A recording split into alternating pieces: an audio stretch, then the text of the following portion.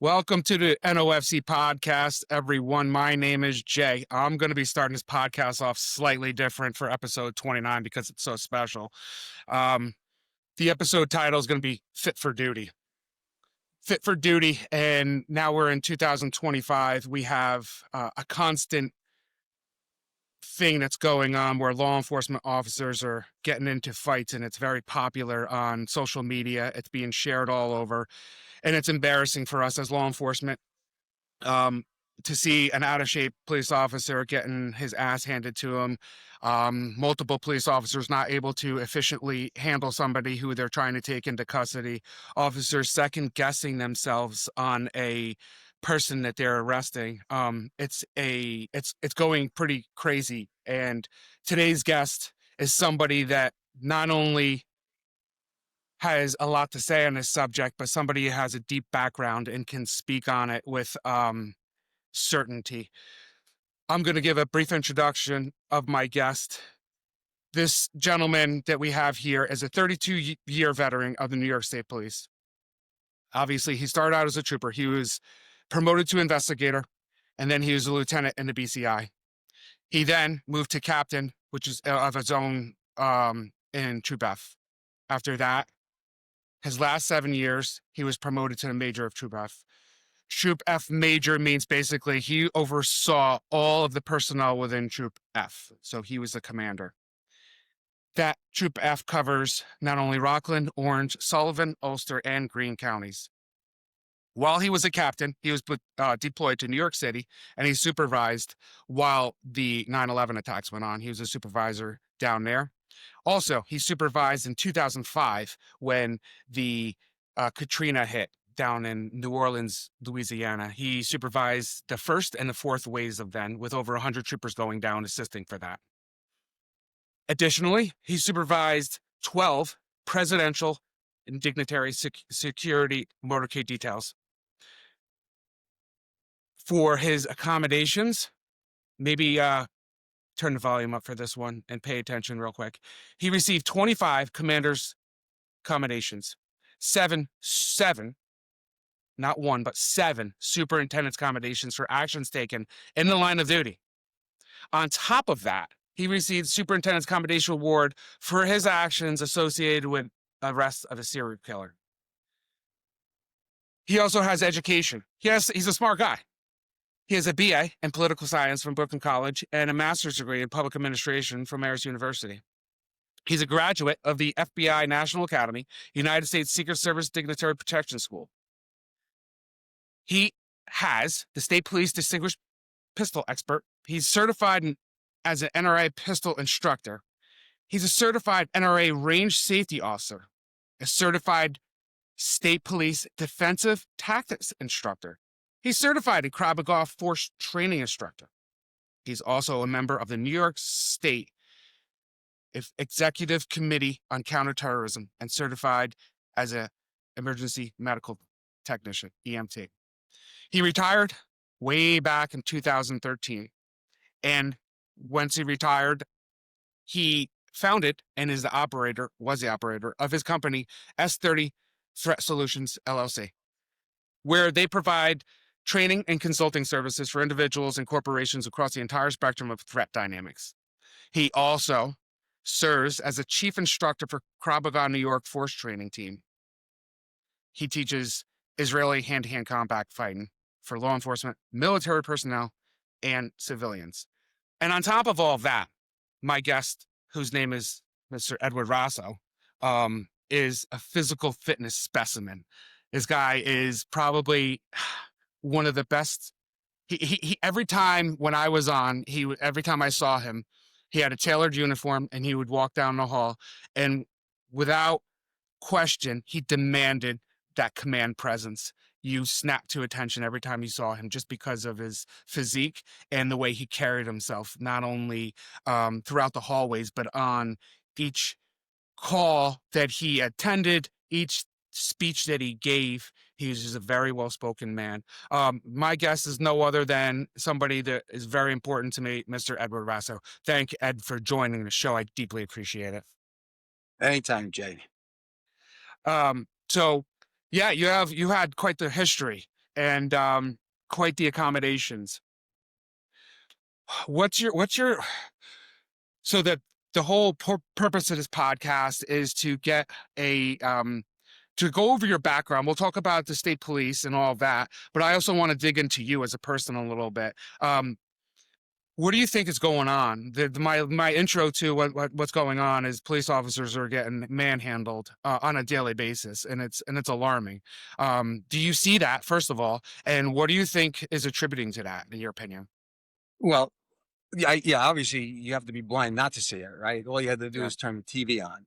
And I think there's multiple factors that are involved. First and foremost, cameras are everywhere, right? Everybody with a phone has a camera. So these things are readily available. Use of force has been a dynamic in law enforcement forever, but it hasn't always been as readily viewable. So it's easy to second guess when you see things.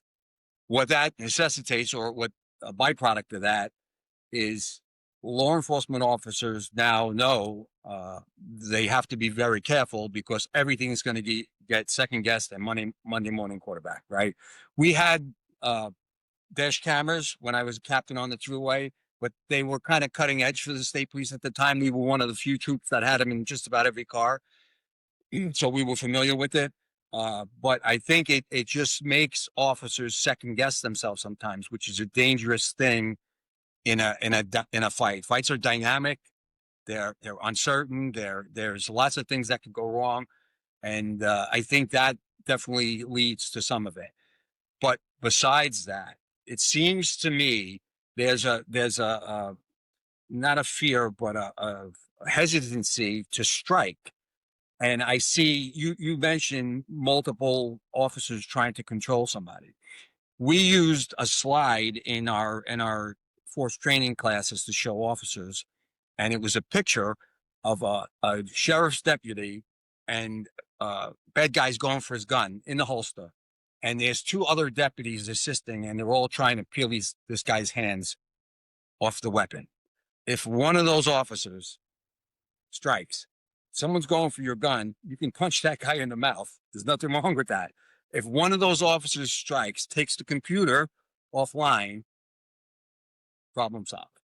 And I had myself an experience like that, and in this instance, I acted the way I thought I should act, and it made all the difference in the world.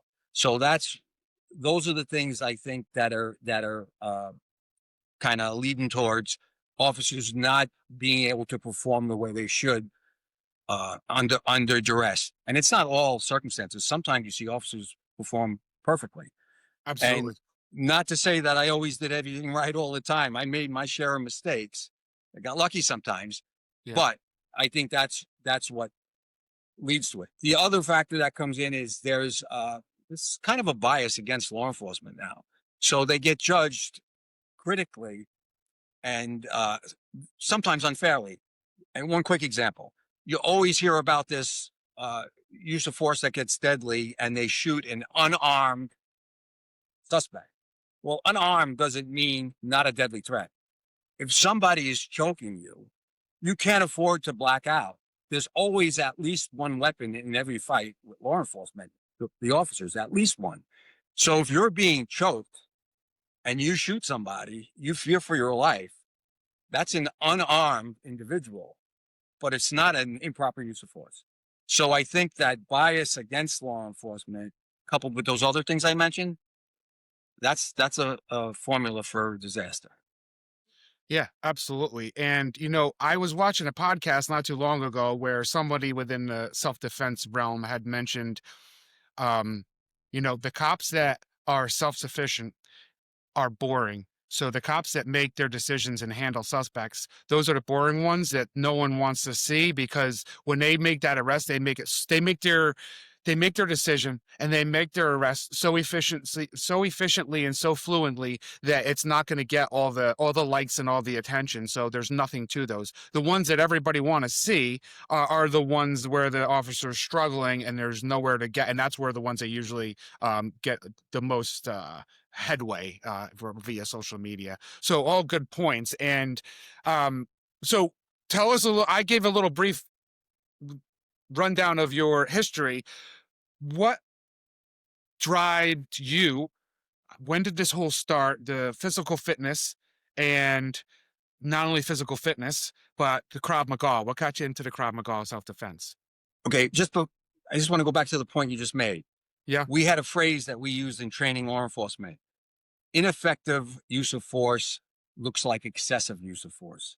So if you're not trained and you don't know Yep. how to apply force, Yep. we had a video of police officers trying to extricate a woman from a car, just not middle-aged, but a almost middle-aged woman, hands on the steering wheel.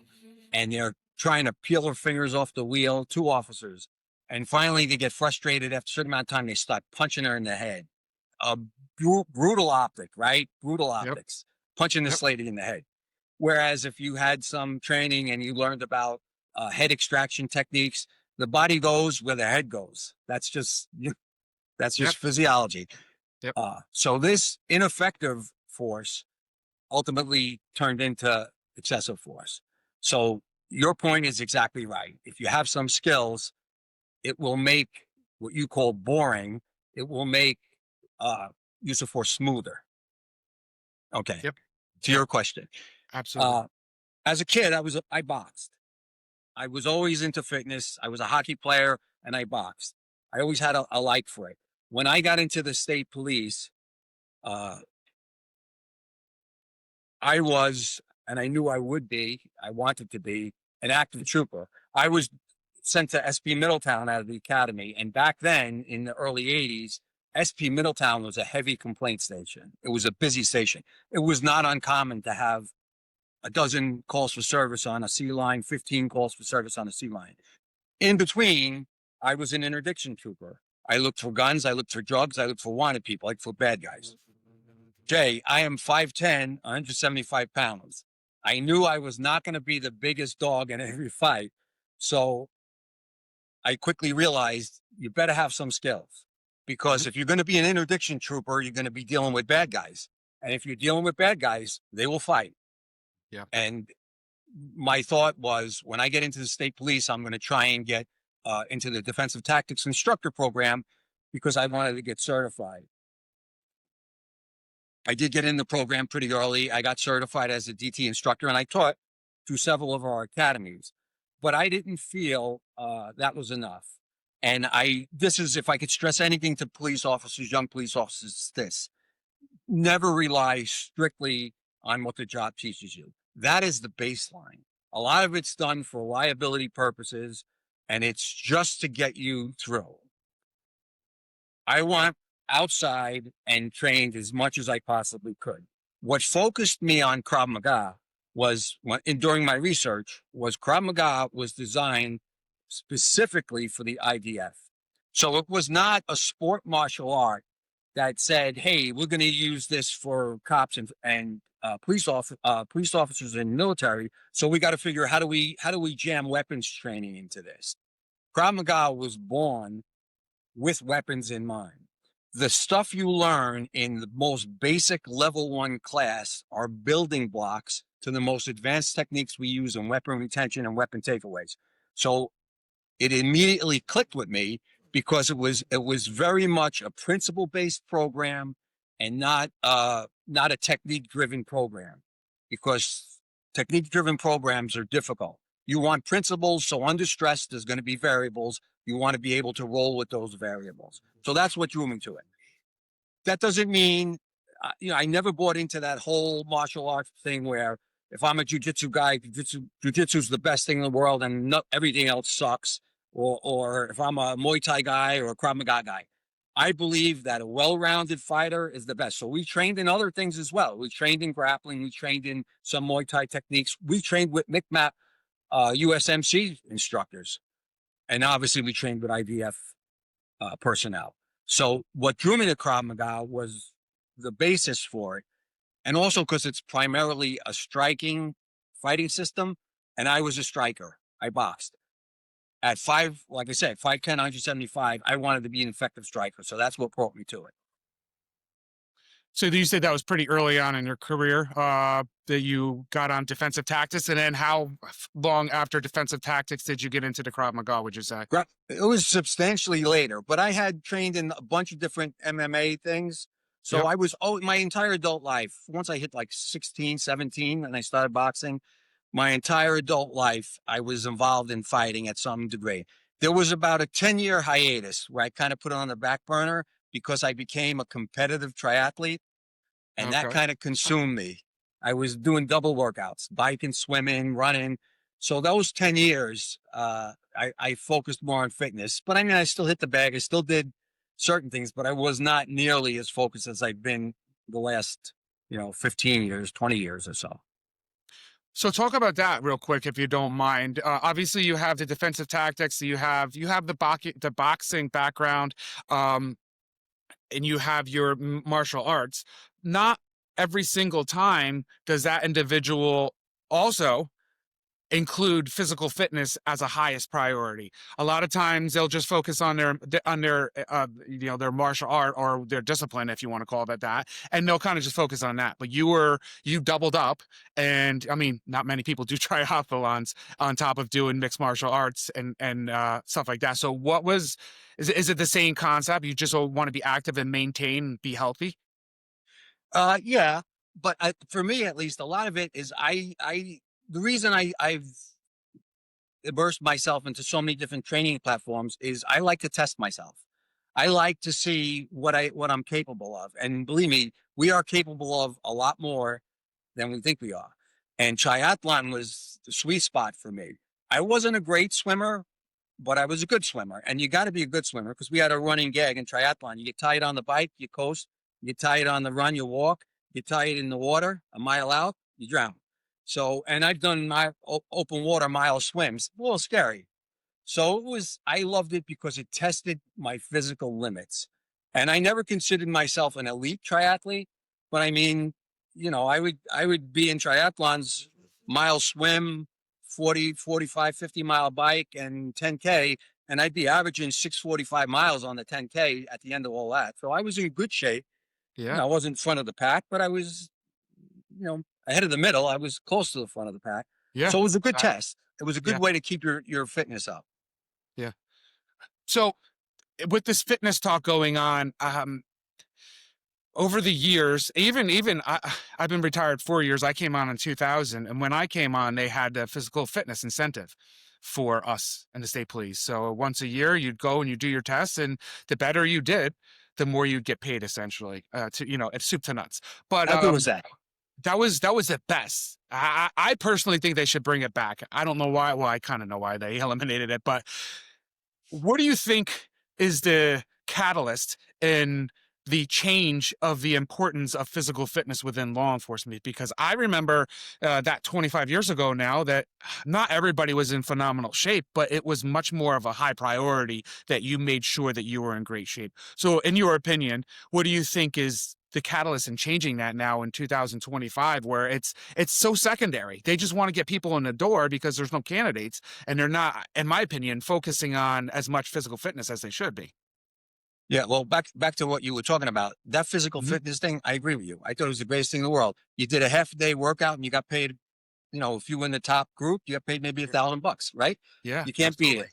I Nope. think that those standards, they should be a requirement, prerequisite of employment.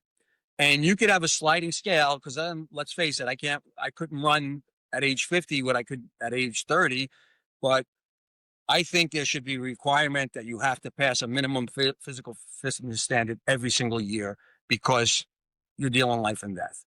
And you don't want a 290-pound overweight trooper being your backup because he's going to be probably more of a hindrance because if his weapon gets taken away, now you're in trouble. So I think it should be a requirement. Uh, as far as what led to, or what's leading to, look, I have never done a study. Are they more out of shape now, cops, than they were back then? I don't know. It seems Yep. like now because of the video, you see a lot more people, and you do see some out of shape cops. I think that's just a microcosm of society, right, Jay? I mean, you Yep. got guys today. I could outperform some of my students that were in their 20s when I was 60. So I don't think that says as much about me as it does about them. So I think it's just the way our Yeah, society's yeah, heading. yeah. I agree. Um, so another aspect of this is, when when what the importance, in my opinion, of physical fitness is obviously for your health, number one, but more importantly, for like you just said, for the safety while you're on the job. And I don't think many I don't, again, I don't have the same thing as you. I don't have study numbers or anything, but I would say a vast majority of police officers, specifically troopers, have probably never had that fight for life. Everything's probably gone relatively smooth. I, I mean, we have a lot of troopers, so I'm giving a blanket statement, but don't you think there's something to be said for that oh shit moment, that moment to win? Because I had it a few times in my 21-year career where, you put your hands on someone and you think you're going to affect an arrest, and the next thing you know, you have somebody that has a very strong wrestling background that is now manipulating you into positions you're not familiar with, and you have to go into that tank. And once that 30-second mark hits and this guy's not in custody, you now have to dig into your tank and start going where not many people have gone before. And there's something to be said about that. You have a history in boxing. You've always been physically fit. I have a history of playing sports. I never fought, but I did some jujitsu and some Russian sambo. So I kind of I knew a little bit. So I knew enough not to panic when the shit hit the fan. But let's talk about that for a quick second. The oh shit moments in physical fitness Yeah, and how important they are. I'm a little surprised that you would say that.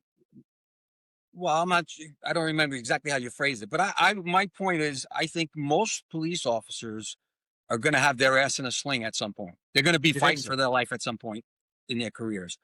I know myself personally, I've had multiple fights that I've been in that have been fights for my life. Let's look at use of force, and I put it in two broad categories. One is the person that's resisting arrest. You're trying to get somebody on the ground or cuffed, and they're actively fighting not to be. Those I've probably had scores of. Then there's the other one, the much more narrow field. And that's where someone is actively fighting you. They're trying to choke you. They're trying to take your weapon. They're trying to hurt you, possibly kill you. I've had a handful of those, two of them at least, probably more, as a commissioned officer, believe it or not.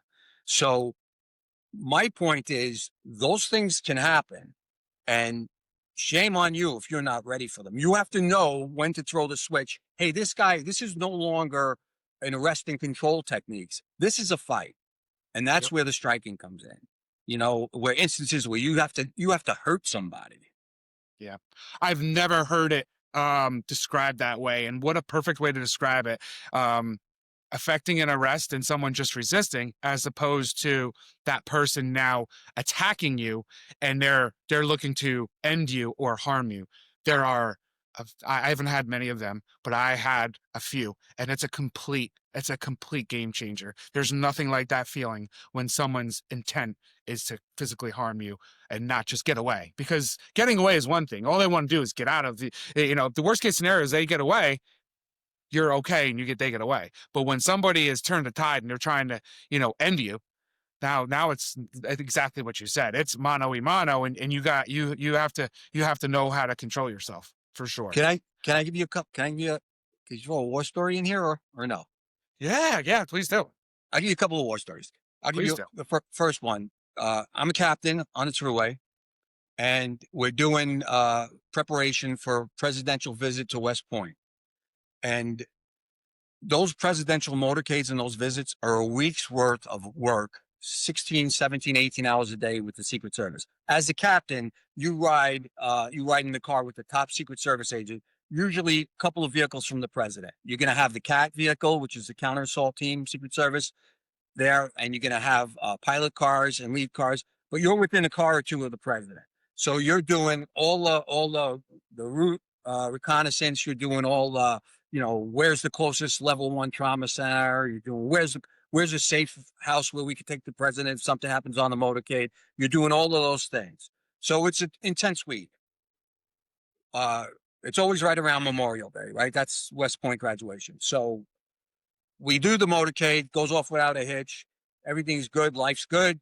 Now I'm off for a day. I'm a little beat up. I'm a little tired. So me and my wife are going to head to the gym, right?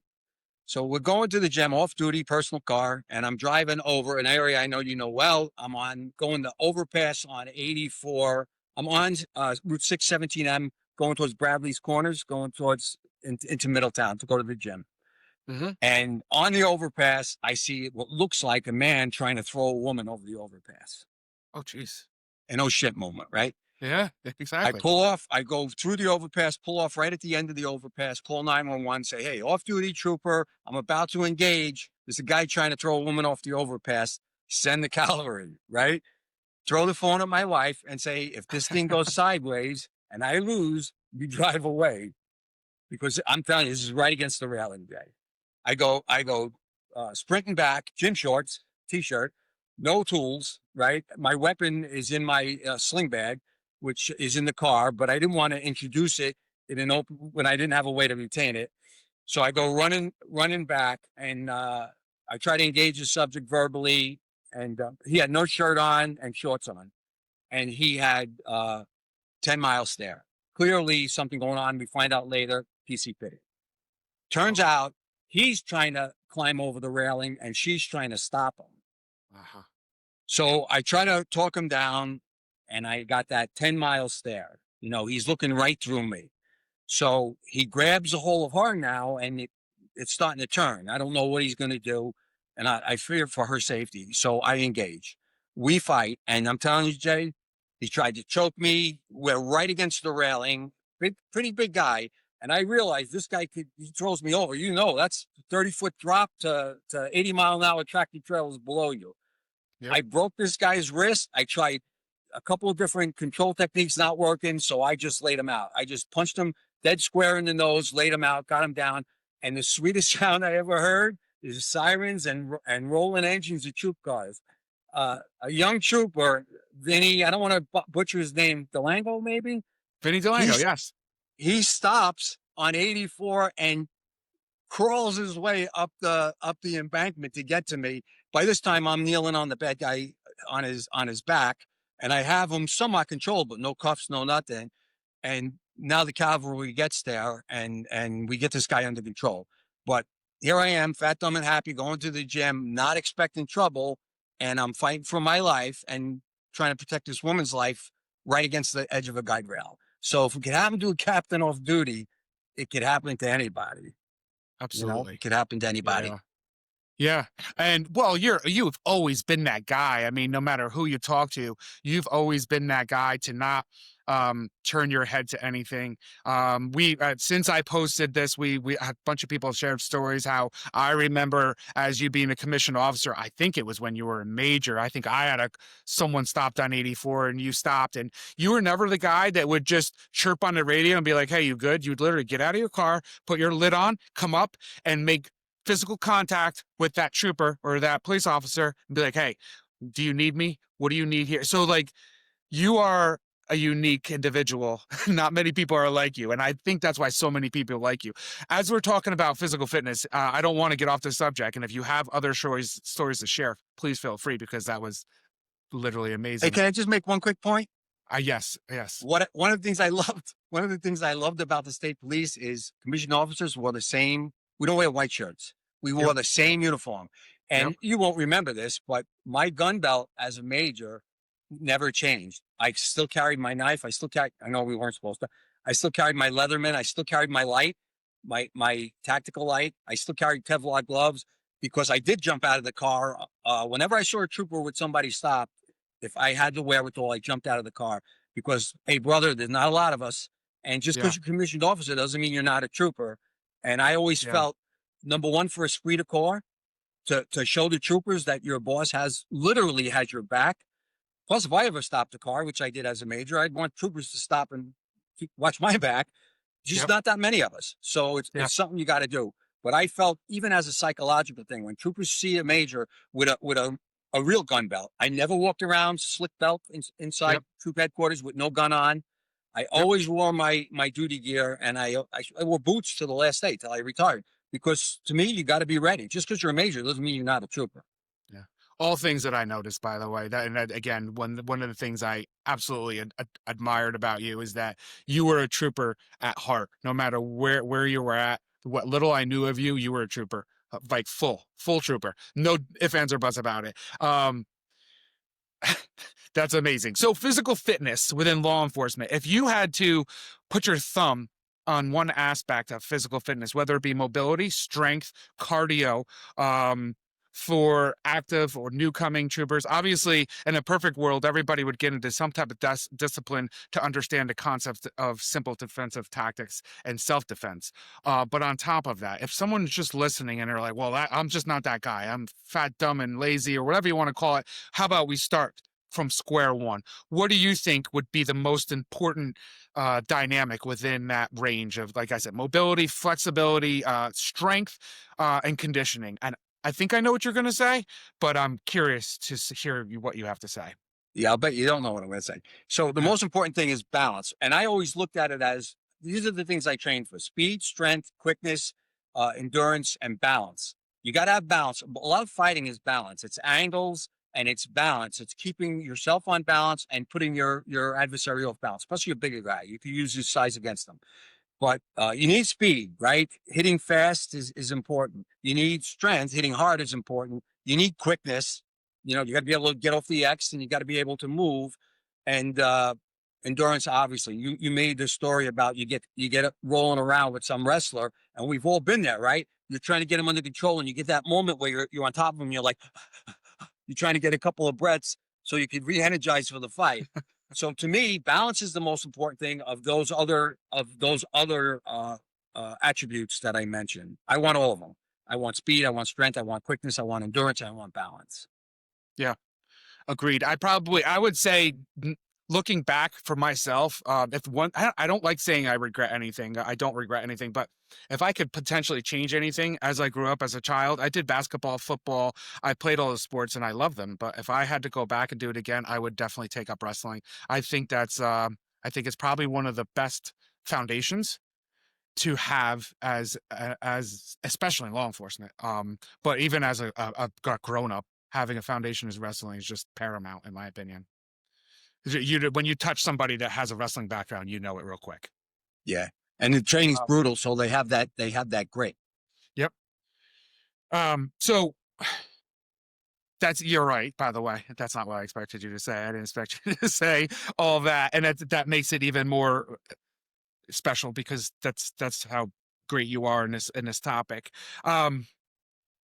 So I think you kind of brought it up as you were talking there, but the effectiveness of decision making when you are confident in yourself and how important that is. So when you're someone like Ed Raso, or even your presence on a call, on a stop, and your efficiency on to not only how to speak, when to speak, the efficiency of how you speak and how you hold yourself is equally important. You go on a traffic stop or a domestic, let's just do a domestic. And, if you don't go in there with a certain presence, people aren't going to take you serious. And that's going to also affect your decision making. I think you brought that up before is, important part of this job is decision making, having that discretion, just going, whatever decision you make, you have to go to it and just make it. Just make it real quick. What are your opinions on that? Do you think they correlate, as I state, like decision making and a physical fitness and being sure of yourself? 100%. And you talked earlier about bearing in command presence. And like I mentioned, I couldn't do anything about 5'10", 175 pounds. But what you could do something about, if you've seen it, if a trooper gets out of a car and he looks like an unmade bed, out of shape, shirts all sticking out, Stetson's on half-ass backwards, right? Bad guys are sizing you up. And I often wondered, how many times did a bad guy debate, before I arrested him, like, hey, can I take this guy out? And if you have that bearing, your uniform sharp, you're in physical shape, even if you're not the biggest guy in the world, bad guys are always doing this. It's always a matter of, do I want to tangle with this guy? So you could, by having that presence, you could head off a lot of use of force incidents. Absolutely. And then if it doesn't work and it comes down to it, having the confidence in knowing you have skills, some skills, is going to go a long way to you effectively end that. Having said all that, Jay, I know that my ass kicking is out there waiting for me. I've been lucky in my career. You know, I've trained some skills and I've been lucky, but I have no illusions that I'm this badass that's never going to lose a fight or never going to get, you know, lock up with fear. It could happen to any. It could. I've seen it. I've talked to Navy SEALs that got locked up. The thing is, every encounter is different, and I just want to get through the next one. That's how I look at it. And if I get through the next one and I perform the way that I'm trained to perform, that's all I can ask of myself. But I think if you start thinking yourself as some kind of expert or badass, that's a prescription for trouble, because there's always somebody bigger, stronger, and better trained than you are, or me. That's perfect. I couldn't say it any better. By the way, Ed, little side note, I shit you not, my nickname for you while I was a trooper was that badass mofo. That's how I described you. Every time that someone said, did you see Major Raso? I was like, oh, you mean that badass mofo? That's how I just, it is so funny that you use that word, because that's how I viewed you. Again, with your command presence, your tailored uniform, always in shape. You always spoke clear. You knew what you wanted to say. There was no question about where you were going. You had that in you. And that's why I wanted to have you on. Now, going to your, you were probably a supervisor for the majority of your career, correct? Yeah, 20 years. 20 years. You were a supervisor. How Over. how do you think that is, how different is that compared to being a road guy? With that transition, how difficult was that to, because a lot of times, not all the time, I know I'm blanketing it here, but a lot of times you get a road guy, and once they transition over to supervisor, the brain completely flips. It goes into this different realm of I don't want to say entitlement, but there's a little bit of that like machismo in them, where they're just a different animal. Again, with you, that never happened. You were the same. You just said it. You were a major on the road with 30 something years on. You see somebody stop, you get out of your car, you check on them, and you're a trooper. You always were a trooper. But for you, was that difficult? Why, or maybe more importantly, why do you think that transition happens in supervisors sometimes? Well, I agree with you. There, I work for guys. I learned as much from bad bosses as I did from good bosses, and I learned from guys that I knew as road troopers, and they were the guys that were sleeping on A lines, and now they're ball busters as supervisors, and you know, they were horrible supervisors. So I told you earlier, I was a very active road interdiction trooper. Back in the day, we had 50 something, maybe 54 troopers in Middletown, and I was always in the top 5 in activity. And I wasn't a big ticket rider. To me, stopping cars for V&T was a way for me to look at people to see if I had a potential bad guy. I mean, I wrote them. You had to write tickets in the state police, and they were easy enough to write, right? 1784. Yep, But absolutely. I was much more looking for guns, looking for bad guys. I always felt like if you arrested the guy who had a gun in his car, now he's not online next to your wife at ShopRite tomorrow. And so to me, being a road trooper was one of the greatest jobs in the world. But I'm not gonna lie to you, I loved every position I had. Investigator was tough because it became so much of a report writing grind, and you know, you couldn't sometimes do justice to the investigations. I liked being a BCI lieutenant because you got to supervise. I supervised and got involved in over 100 homicide investigations. So you see true evil, and you realize when you get into a fight what evil really looks like. People that Yep. will kill you for sport just because they want to. I had a couple of those cases. Uh, I like being a BCI lieutenant. I loved being a zone commander because you got the chance. If you weren't the type of supervisor to hide in your office, you could go out and you could be with your guys. You could make a difference for your guys. You could run interference for them. And I absolutely love being a troop commander because one of the things I was blessed with, Jay, when I got on the state police, I did not know a trooper. I had no contracts, no hooks.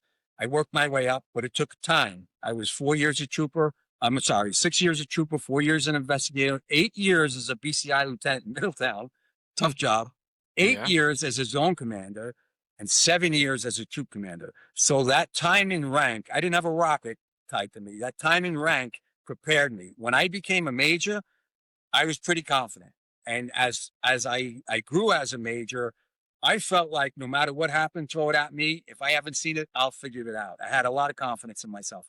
There's a statue in the troop commander's office to this day. It's a brass eagle, and it has a plaque underneath it. I left it there when I retired, and it says, all you need to be a good leader are balls and judgment. Experience will teach you the rest. And that's the way I tried to view my role as a supervisor. Don't forget to have your balls and always use your good judgment, because when I would have troopers in front of me that got jammed up, or there was adjudication of personnel complaints, I always gave the trooper the benefit of the doubt, and I always tried to put myself in his position. And I'm not saying I never meted out punishment, but if I had a man or a woman that was out there working for the right reasons and made an honest mistake, that person was going to get a big benefit of the doubt. Can I give you one quick war story? I had a Absolutely. trooper who's a hard worker, and he went out and he stopped 3 months, and it was during impact, which I know we tagged you for a bunch of Yep. times, Yep. and they started getting froggy with him. And one of the guys started getting out of the car, and there's 3 of them. And this thing could go sideways quick, right? They could surround him. It could turn to shit. And he used a little bit of colorful language to keep them in the car and keep them organized, right? So he ends up arresting one of them, and the other 2 guys, are released. And personnel complaint, and he used bad language and blah blah blah blah blah. So the investigation comes through, and he's found guilty. He cursed at the guy, and it goes to me, and I adjudicate it with no punishment. And I write it up, and I say, hey, Trooper was, he used the language I used. You got to be creative, writer. Was he used the vernacular of the street to keep control of the situation, what could be a potentially dangerous situation. It goes up and it gets overturned by the Colonel NIAB, right? It says, no, curse, can't do it. I called Colonel and said, Colonel, can I come up and talk to you? So I go up, drive 100 miles up to Albany, sit in his office for 45 minutes and explain to him everything I just told you. And he yeses me to death, but he wouldn't budge. But he says, I'll tell you what, I'll let you adjudicate it. I'll go with your adjudication. So Trooper got no punishment. And I don't know if you ever found out that I went up there to argue to keep him having no punishment, because the Colonel wanted to change it to a couple of days on the beach. And to me, that's what a supervisor needs to do. You got people out there working. Don't be lazy. Go the extra yard. Go up, defend your people. So to answer your question, it wasn't hard for me to change, because I just looked at it like I'm a trooper who happens to have Major's Oakleys, but I'm still a trooper. So I'm going to do for my troopers what I want my boss to do for me. That, ladies and gentlemen, is how it's done. So, any supervisors that are listening, please take note to what Ed Raso just said, because there is not a single human being that could have said it any better than that. And that is a lost cause. That's a lost art within the state police and within policing. And your kind is dwindling quickly. I know we still have plenty of good supervisors out there, but it seems like they're dwindling quickly. You kind of answered this next question by answering. You're very good.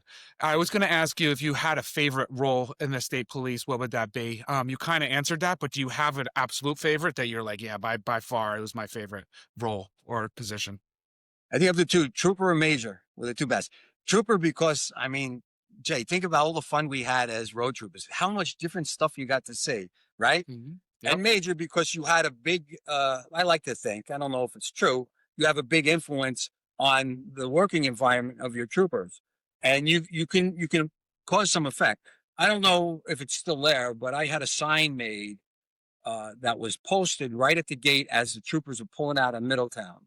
And I don't remember the exact language I used, but it was something to the effect of stay fit, stay alert, don't let today be the day that it happens to you.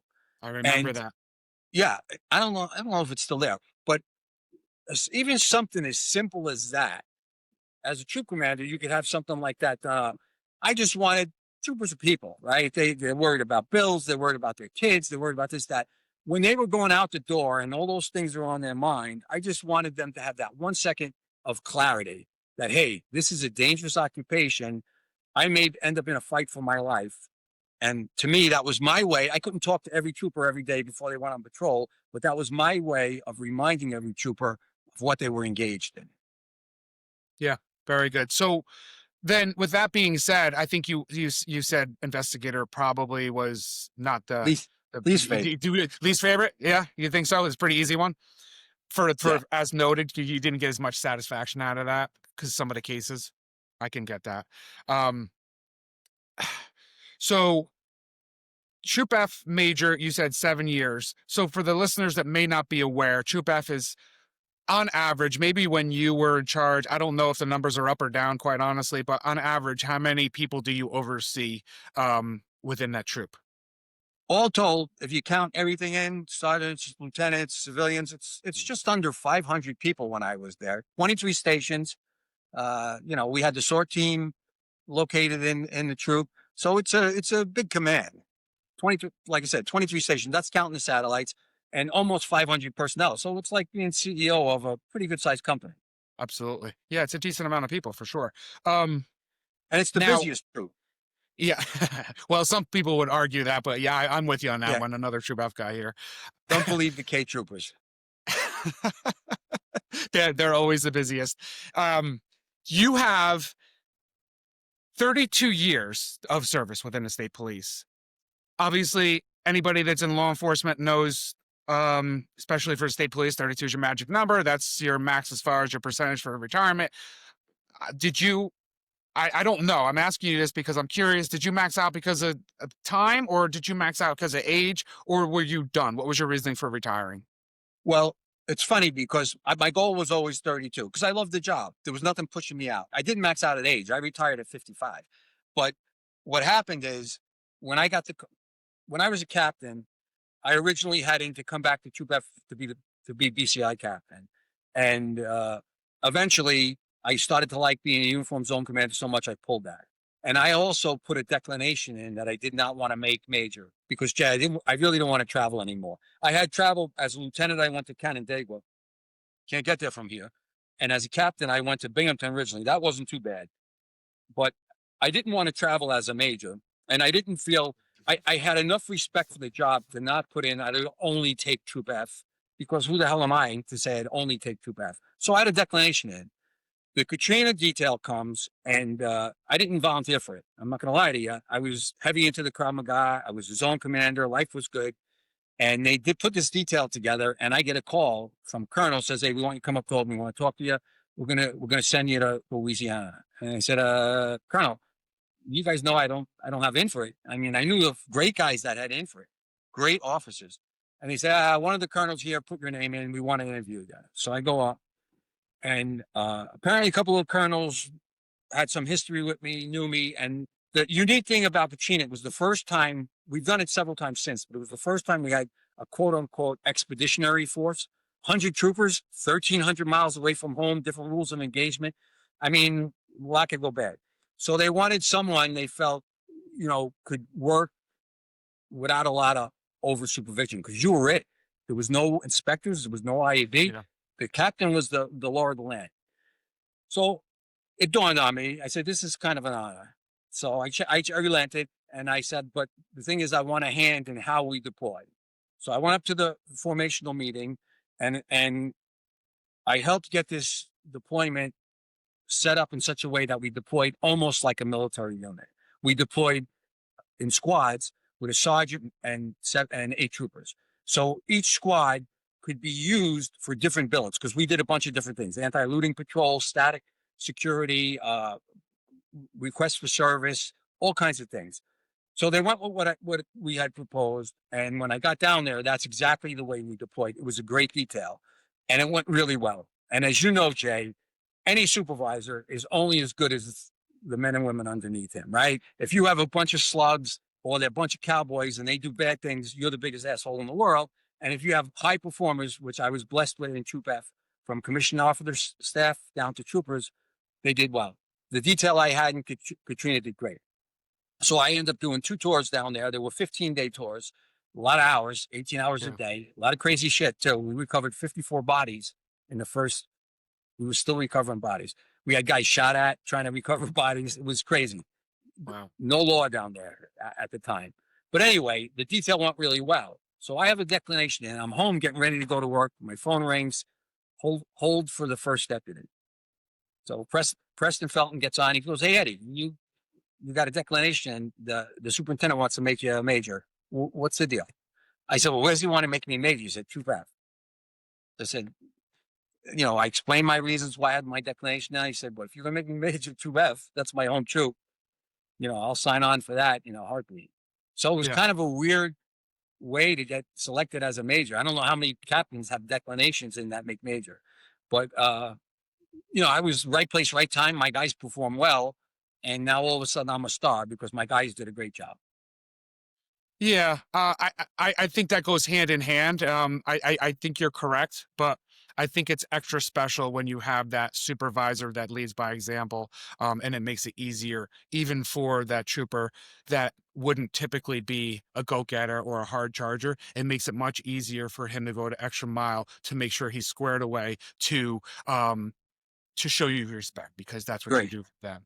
And I think that's where that comes around is because that's exactly the way you were. So now speaking on that, you've given a number of examples on great leadership, obviously by experience. What do you think would be the opposite now? What attributes or what contributing factors contribute to bad supervisors? What characteristics, if you may, or what makes a bad supervisor? And why? More importantly, why? Is there a why? First and foremost, a supervisor that panics under pressure. That is, I prided myself to, and I hope I fulfilled it to never panic under pressure. There was nothing worse than when the shit's really hitting the fan and stuff's going sideways, and you have a supervisor that panics. And I've seen it up close, Jay. Guys that panicked in the when things were going south, and I've seen the opposite. And I think it's what I concern myself with is never panic under stress. Keep your head and be a mentor to subordinate officers. When I got to the point where I was really comfortable in my skin as a major, I would get young lieutenants who transfer in and out. 7.5 years as the troop commander. That's the longest tenure ever. So I had my share of young officers. And one of the ways I would develop subordinate supervisors, you get a lieutenant come in, and you know the drill. You're on call 24/7 as a troop commander. And I get a call. This is a true story. I get a call.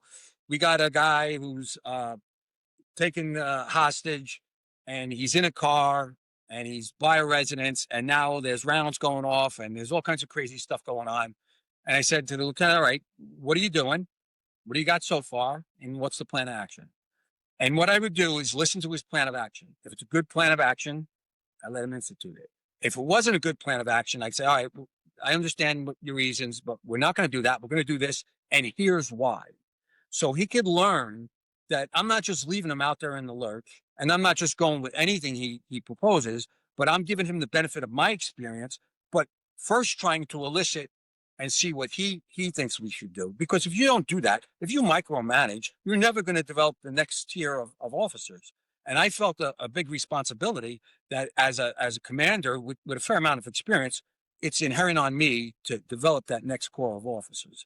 So I would use that tactic from mundane things like personnel complaints all the way up to homicides and hostage instances, or even instances where troopers had to use deadly force in the line of duty. So those are the two biggest things that stand out to me. Don't panic under pressure, and make sure you mentor your younger employees and your younger supervisors. And obviously, what I said to you before, you need to run interference for your workers. Like I explained about the PC with the trooper that used bad language. I mean, in the scale of things, there's a kid out there doing God's work, arresting bad guys. Do we really care that much that he used Did he throw improper the F language? bomb out? Yeah. Yeah, Who cares about at that point? Absolutely. I agree 100%. exactly. You Yep. got to balance. So those are the three biggest things I would say. And obviously, you Yep. got to be competent, right? I said the things you need are balls and judgment, good judgment, right? If you're a bad decision maker, you're never going to be a good officer. And Yeah. that's a tough thing to teach. You could learn Yeah. how to do things, but good judgment is one of those things you kind of have. Yeah, it's very alarming as a road trooper to have a supervisor on the lower end, sergeant or station commander, that can't make those decisions because, something as simple as like right before I retired, I was involved in an accident, but I was on a VNT and as I was opening the door on the Palisades, someone clipped my door, and the supervisor at the time was panicking and had to call not only his own commander but the captain to figure out what to do on a simple VNT where someone almost took off my door and blew off my arm. And that should be a ground ball. It was a 3-lane highway, straight highway where, you yield to the lights, straight. It's simple. So your evaluation is exactly what I would think, is just have a sound judgment and make sound decisions. Now, the same thing could be said for like supervisors at that level, sergeants and station commanders, knowing their troopers, right? I know for you it's quite difficult when, like, as a commissioned officer, it's hard to know, especially as a major, 500 people and what their family lives consist of. But as a sergeant or a station commander, when you have 20 or 30 guys, it's not that difficult to understand that Jay Sedita's married with 2 kids. His wife's a nurse, and he enjoys football, and whatever's going on. So that when he comes into work, you haven't seen him for 2 or 3 days, just to have that. Hey, how's your wife and kids doing? And because that also goes so far for somebody that's either just going through stuff or not going through stuff, knowing their supervisor cares about them. And I think that may be a little bit lost because over my 21 and a half years, Tommy Fortuna was probably the best at that. I know Tommy. Tommy was Love him. every single day he would come in, he'd want to hug me and ask me. He would know he knew my daughter's date of birth better than me, I think. He was that guy. There's probably not a better supervisor than him when it came to knowing his guys. And that, do you think that would be an accurate statement, that's not only positive but important in our line of work, right? 100%. And your point is correct. As a troop commander, you can't know everybody, but one of the things, practices I did do, whenever I had a trooper in my office, usually it wasn't good, right? It was a PC, or sometimes it wasn't. Sometimes it was for accommodation. But the first thing I would always do to break the ice is say, "Tell me about yourself." I wanted to know about his family life, and I wanted to know about his career goals, right? Because I didn't have the opportunity like a sergeant would have to get that many touches with a trooper. So I always asked them to give me some feedback, and it made a difference. I'll give you a clear example. God rest his soul, David Lane. David Lane was a trooper, and he had a personnel complaint. There was a suspicious package. It was a suitcase in front of a building. And what he did, he didn't call for any special EOD, or he didn't call a bomb text, none. He tied a rope around the handle of the suitcase, went around the corner, pulled on the rope, and it fell over. It didn't explode. And I don't know how this became a personnel complaint, but it ended up as a founded PC on my desk. I forgot exactly what else transpired. So I had Lane in my office, and I did my spiel. Hey, tell me about yourself, tell me about your family. And that's where I found out he was airborne, and he was an engineer, a combat engineer. And in the heavy days of the war, they were using combat engineers to do some EOD work because they were so thin. So he's explaining to me how he diffused EIDs in Iraq. So this won me over. I said, shit, Absolutely. this kid was out diffusing IEDs in Iraq. You think I'm going to jam him up? Yeah, right. This? So I mean, he got 0, not even a letter. I said, I'm not going to put an ounce of dirt in this kid's performance file. I mean, God It's bless almost him. like it's almost like you want to say sorry for the inconvenience of being here Exactly. after everything that he's been through. That's So crazy. To your point, Yeah. Yeah. that's why getting to know troopers is so important. Hey, let me just give Absolutely. you another. I know I'm killing you with war stories. Let me No. give you one quick one of a real good supervisor. I'm a Yeah. road trooper, right? I'm off post because I had post 14, post 13, or town of Walk Hill. They kind of split, at least back in the day. Yep. And I'm on. I had a larceny or something from the day before, so I'm off post the second day because I'm trying to do follow-up interviews for my larceny.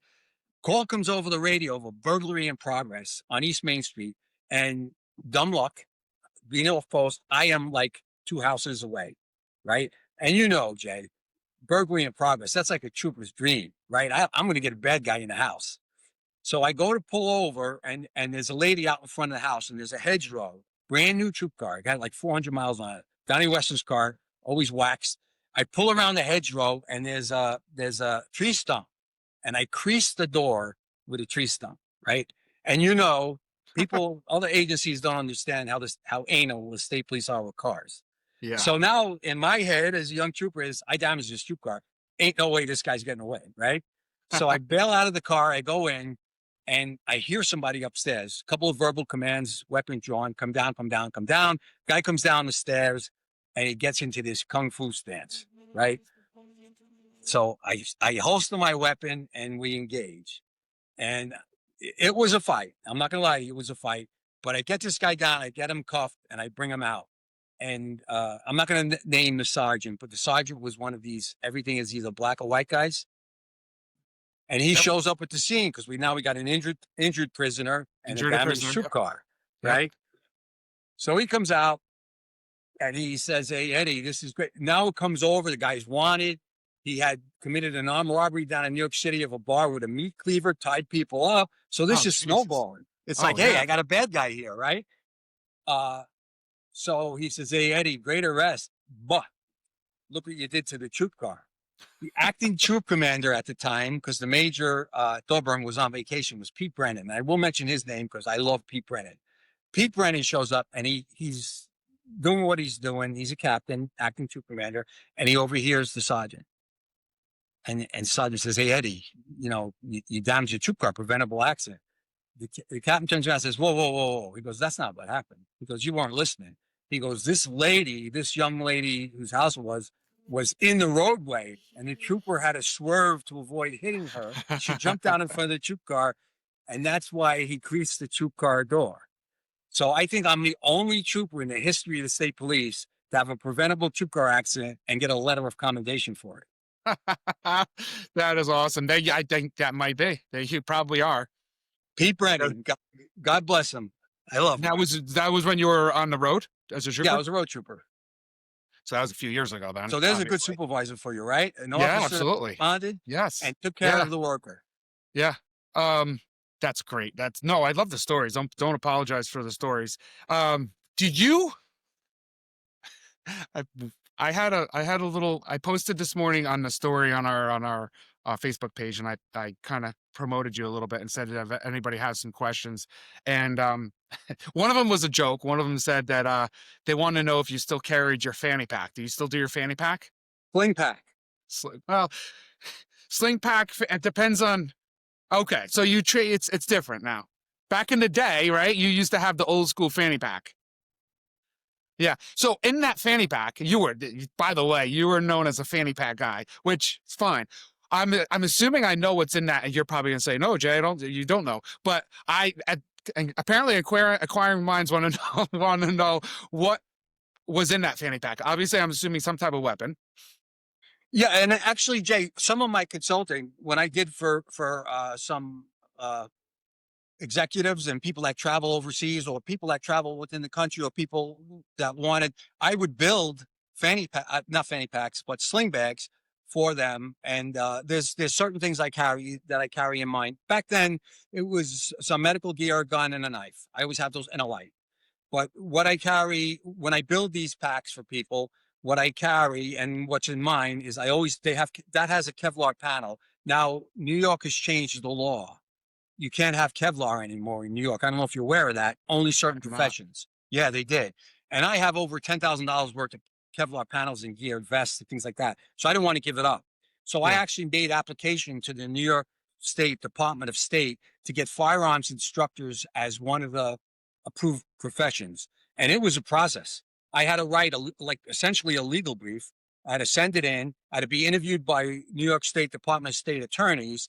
And it took about 6 months, and they finally approved it. And it was kind of cool because when they did it on the website, they actually said applicant, owner, operator of S30 Threat Solutions. And they gave pretty much put in my whole brief, and I got it approved. So I can't build packs for people anymore with Kevlar unless they're in one of the professions. But I always have a Kevlar panel, and I could show you if you want to see it. I always have fairly extensive blowout kit. And what that consists of is a quality tourniquet, usually a CAT, combat application tourniquet, hemostatic gauze to pack wounds, chest seal, an NPA, which is a nasal pharyngeal airway, and a chest seal. So you could close up a sucking chest wound. So a person, if someone's going to get shot, what you got to worry about is bleeding to death, breathing, and airway. Those are the things you got to control. And the way you control bleeding, if it's on a limb, you use a tourniquet, high and tight. If it's on your thoracic cavity, you're going to use chest seals, front and probably back, because it's going to be an exit wound. Because if you don't, air gets in the pleural space and it's going to collapse a lung. I don't want to get too EMT-ish on you, but that's important. Yeah. And then if it's in somewhere in the transitional area, like your inguinal notches or your shoulders, you're going to pack the wound. You can pack wounds on your arms too, but a tourniquet's going to stop the bleeding. If it's arterial bleed, it's going to stop it almost instantaneous. So I always have those things. I always have a pair of Kevlar gloves from another war story. I fought a guy who slashed me with a knife, and I got the scar to prove it. Since that day, I've always had Kevlar gloves. When I used to wear them on patrol. I always have a good light, tactical light. Always have spare ammo, and then items you might need, basic items you might need for every bullshit items for every day. But always Kevlar, always gloves, always a light, always a knife. Oh, and a multi-tool. I always put a good multi-tool in there, a Leatherman multi-tool, and spare ammo, med kit. Those are in all my blowout kits that I make. And do you carry that bag, that sling bag that you just showed? Is that something that you carry everywhere you go? It's in my trunk, and I actually have two of them. One's much smaller. It's almost the size of a fanny pack, but I don't wear it as a fanny pack. I wear it as a sling, but it's very light, and it's just a kind of a cut down version. This one's not big, but I'll give you a quick example. Yep. Tourniquet, trauma shears, multi-tool, second tourniquet, blanket for shock, and then the hemostatic agents here. So that's all smaller versions or less, maybe not doubling up on stuff on the second bag. Yeah. And then you probably can't Kevlar panel. I can see it. Yep. Yeah. It's kind of a pry tool and a knife, light, spare mag, and gloves. So those are the basics. And the reason I like sling, I don't know if you can see this, but the reason I like sling is they're pretty unobtrusive to carry, right? And if the shit ever does hit the fan, when you slide it around, you basically have a de facto vest because the Kevlar panel. So a lot of the guys I would train, the business guys, they like that. If nothing else, even if they didn't have pistol permits, they had Kevlar with them. They had soft armor with them. So that's one of the reasons I build them the way I do. The smaller one that's real light, it's not going to have a Kevlar panel. You could get real small ones, but it's almost counterproductive at that size. Yeah. And it's real light. You could almost just sling it over your shoulder. Absent that, in the winter, this time of year, I wear 511 Saber jackets. I got a couple of them, and each of them in the pockets have small med kits and Kevlar gloves. I don't carry all the tools, but I always have a tourniquet. I always have quick clot. I always have a pair of Kevlar gloves and a light.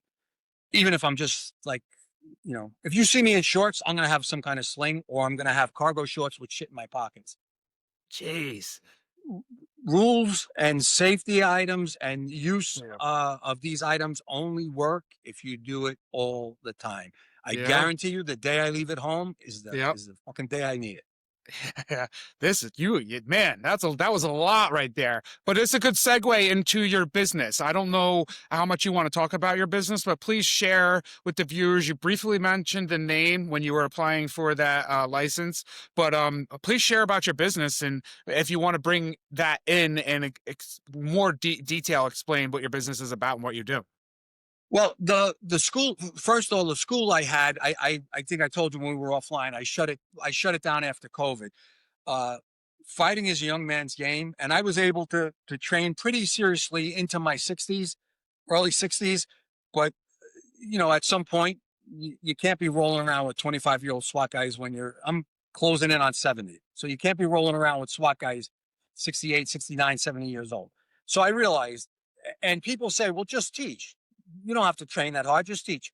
To train at that level, at least in what we do, to teach at that level, I'm sorry, you need to train at that level. Because when you get on the floor, like when we go up to Turning Stone at New York tactical offices and we're training with those young SWAT guys, they're going to test you. If you're the instructor, they're going to test you.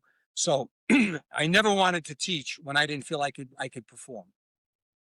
So I closed my school down. But for any civilians out there that are watching, Krav Maga New York still has a school in Westchester County, and the instructor is the guy who taught me, David Christina, one of the most renowned instructors in all of the United States. They're located in Westchester County. If you're a civilian, that's the place to go. 6 days a week, they have jiu-jitsu, they have Krav Maga, they have a bunch of different, very robust training platform. My other company, S30 Threat Solutions, I kind of shut it down.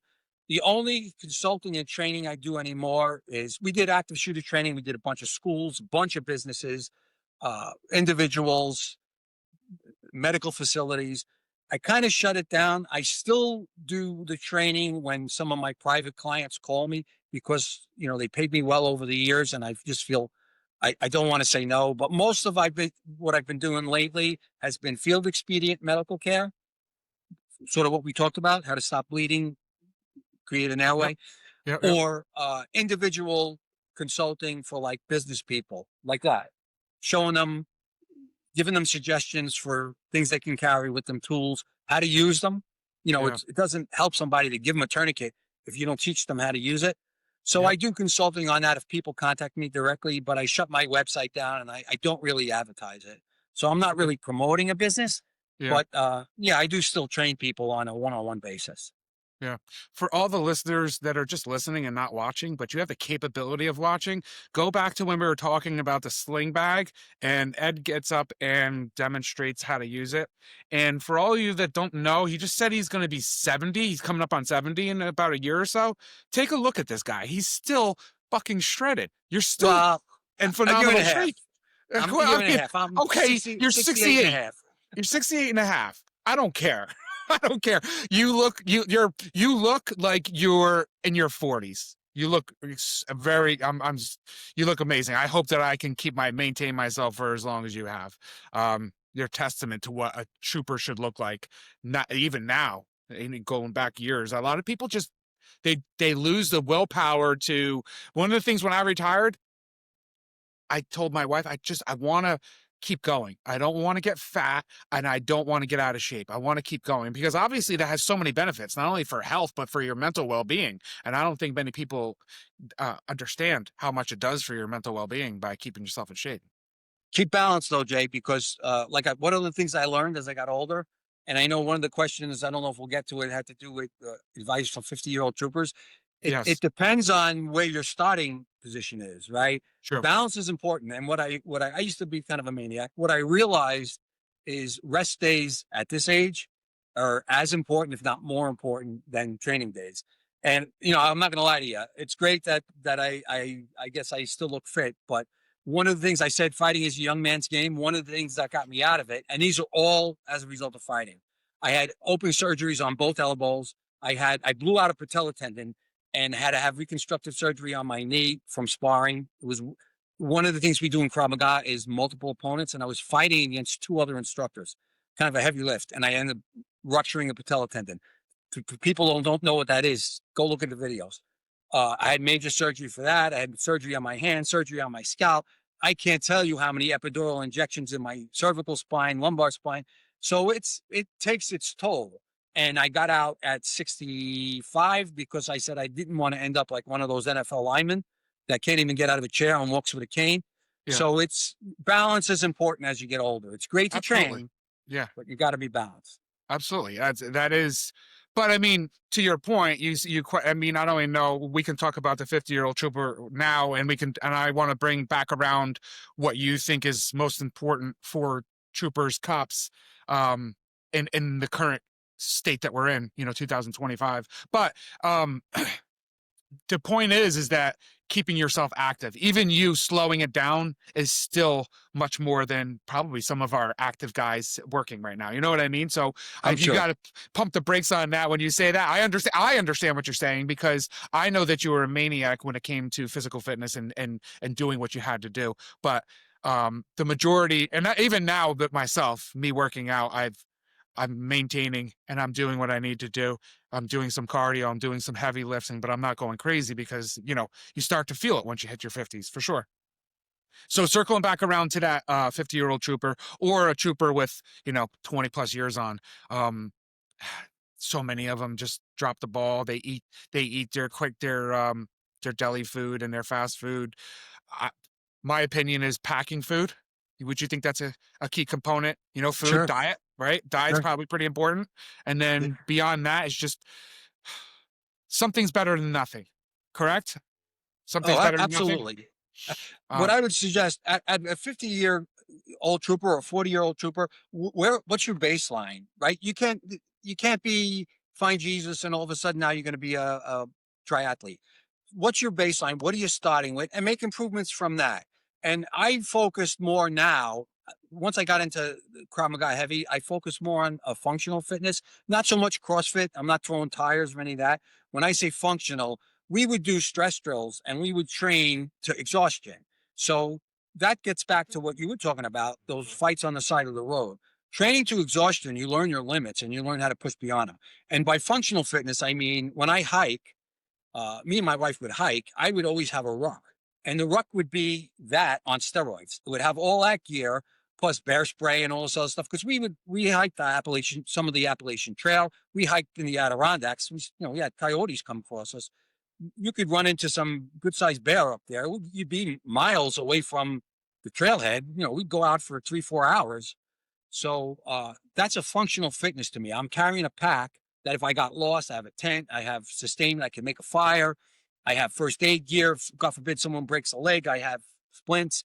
And it also had some weight to it, so it was functional. I was not just walking and climbing, but I was doing it with a load, because you never know if things really go sideways. In Katrina, if things really go sideways, you might have to move on foot somewhere. So the ability to carry a load is a good functional fitness. I think more than lifting tires.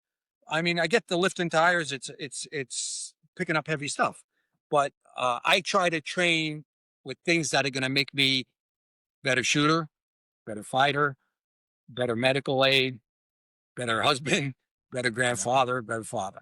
Those are the things I look at. Thank you for bringing that up. And I don't think you did that intentionally, but family life. One of the biggest things that law enforcement typically has issues with is, um, I don't know if you want to call it infidelity, but keeping their marriages together, right? I myself, I'm happily married for 23 years, been with my wife for 30 years, and I take pride in that. And God bless you. before we were on air, you said something to me. Your wife's your best friend.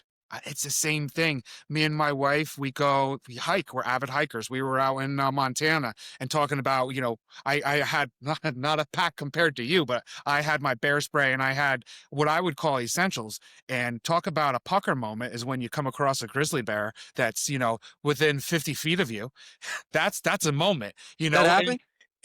that happened last Oh year. my God. That last 20 September 24, we were up in Montana hiking, and yeah, we came across a grizzly. Luckily no cubs, and it wasn't, it was a good 50 yards, not 50 feet. It was, but that's close enough.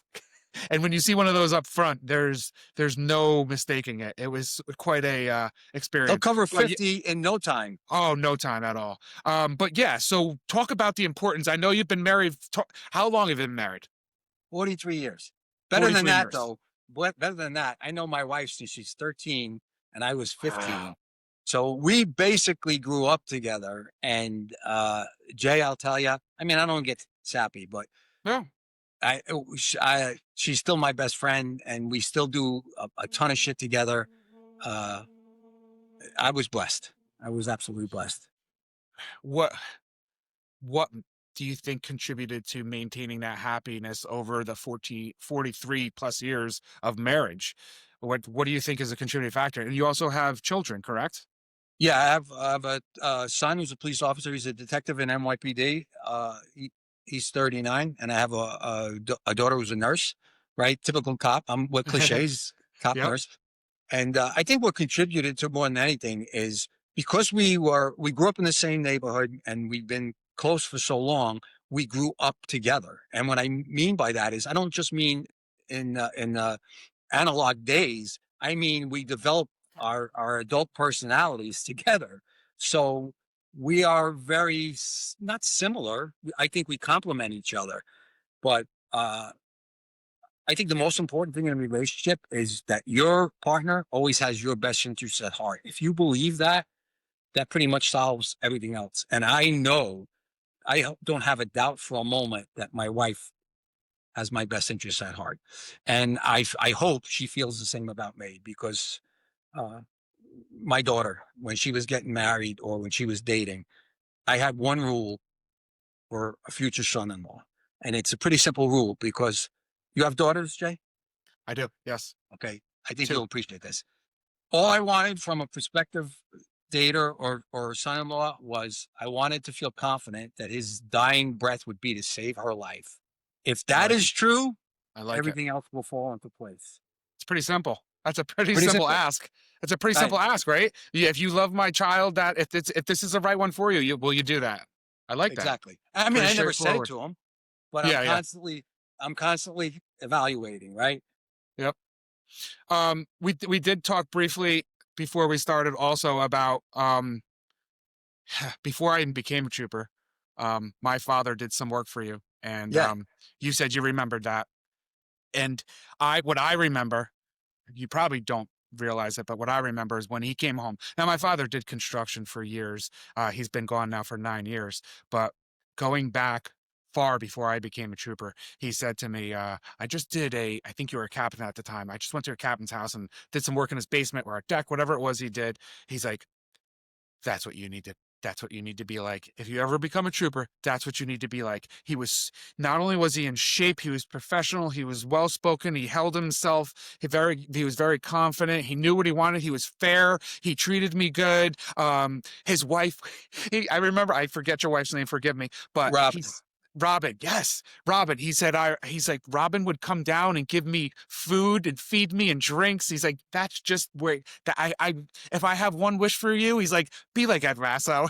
And that just sat with me. I never had that discussion with you, but I knew you before I even came on this job and I respected you. And then when I met you, it was like, oh, of course. And of course my dad was right. This is exactly who you are. And I just wanted to share that story because when I put this out, a little bit ago about wanting somebody in physical fitness and self-defense. And to be honest with you, there's been a bunch of people with interest to come on. And when I asked you about it, you said to me, if you're somebody else that wants to come on to promote themselves, and please do that because I'm okay either way. But you said something to me that was so like, you don't get this much in this profession. And it just attributes to the leader that you are and the person that you are.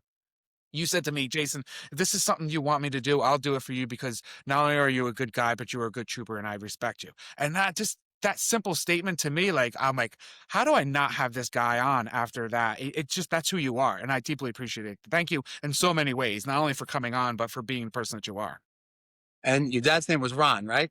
It was. Thank you for Yeah, he remembering that. did. He Yeah. finished the basement and there was a couple of things, a couple of like quirks and I needed workarounds. And he did a great job. He put in a pocket door for a bathroom down there. And I mean, your dad was a jack of all trades. The tile work he did was great. The carpentry he did was great. Built columns. He did so many things. He actually made because I am a psycho. He actually made a secret panel for me. He told me about that. Yes, he did tell me about that. That makes so much I sense had now. weapons and ammo stored away and all locked up because I had small kids and it wasn't Yeah. by level. It wasn't a big house. It was a couple of houses ago. Yep. But I mean, how cool is that? Hey, Ron, Yeah. can you do me a favor? I'm thinking Yeah. about putting this secret and he built, I tell you, if I wish I would have taken a picture, you would have loved it. He was so creative. That my He dad was. had the creativity unparalleled to anybody I ever met. He was so creative. Um, So thank you for that. So another, please, if you have anything you want to bring up or talk about, feel I want to free. plug a couple of Yes. things. All right. Yes. Yep. So the guys out there, law enforcement out there that's looking for training, like I said, very important you go above and beyond what your agency teaches you. A great platform is guys I've been teaching for 20 years. It's called the New York Tactical Officers Association, but they train all over the country. They train up and down the East Coast. And I train up at when they do the conference in Verona, New York at Turning Stone Casino. Beautiful facility. It's a 5-day conference. And I'm telling you, Jay, the menu of training, you can get certified as an AR rifle armorer. I got certified there as a Glock armorer. You can get certified in different breaching techniques.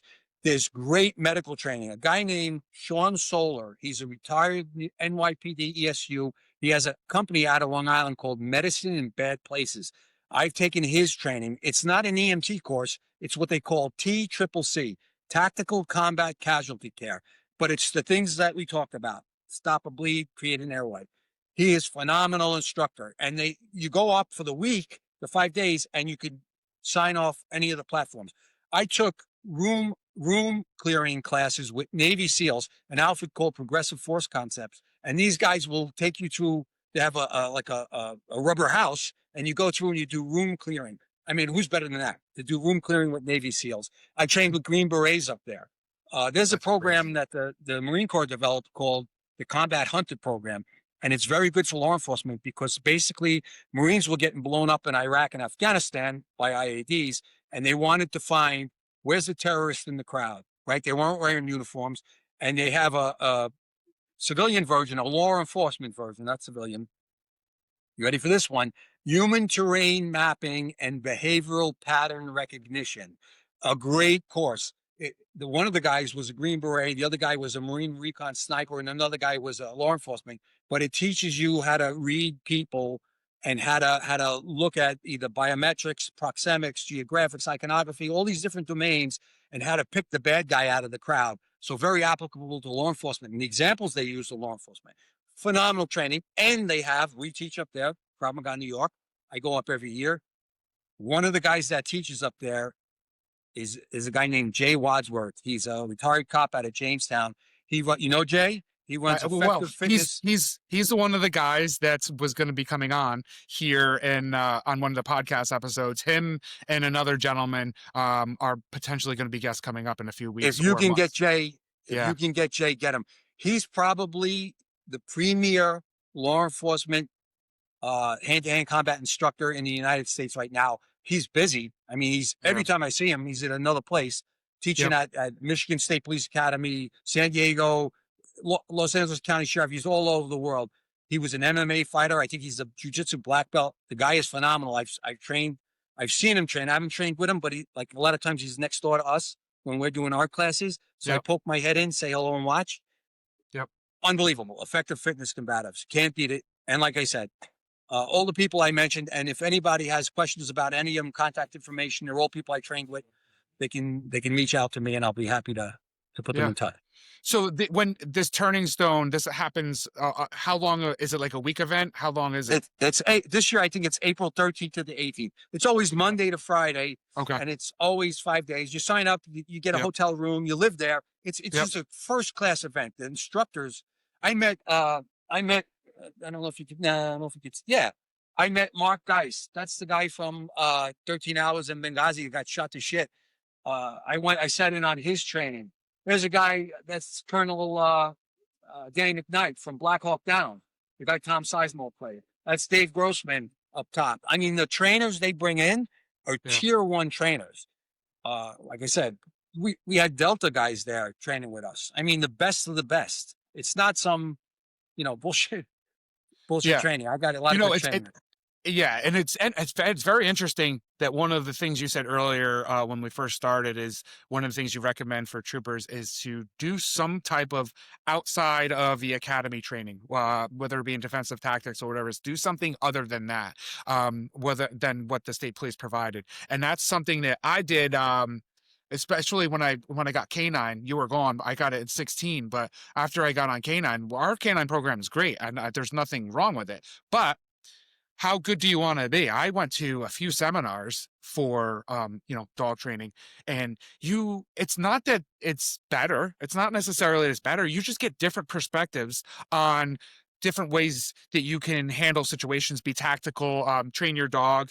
You get shown different pictures because sometimes our job can't provide that because of the magnitude of how big they are. And that's a recommendation that what I would give anybody. And I know I give a lot of canine followers on here. And if you, regardless of what agency you are, train, because that's the key to success in any discipline that you're at. It doesn't matter whether you're riding a bike or you're a police officer. The more you train, the better you're going to get at it. Yeah, and let's be honest, the state police is liability driven. So some of the training is how do we not get sued training. And sometimes you go other places and it opens your eyes. You know what really opened my eyes? Training with the IDF. The Israelis do not give a shit about liability. There was a world famous Krav Maga instructor, Israeli IDF guy named Gabi Noah. And we got invited, a friend of mine who's another IDF guy, runs a Krav Maga school down in Manhattan. His name is Sahi Shemish, good guy.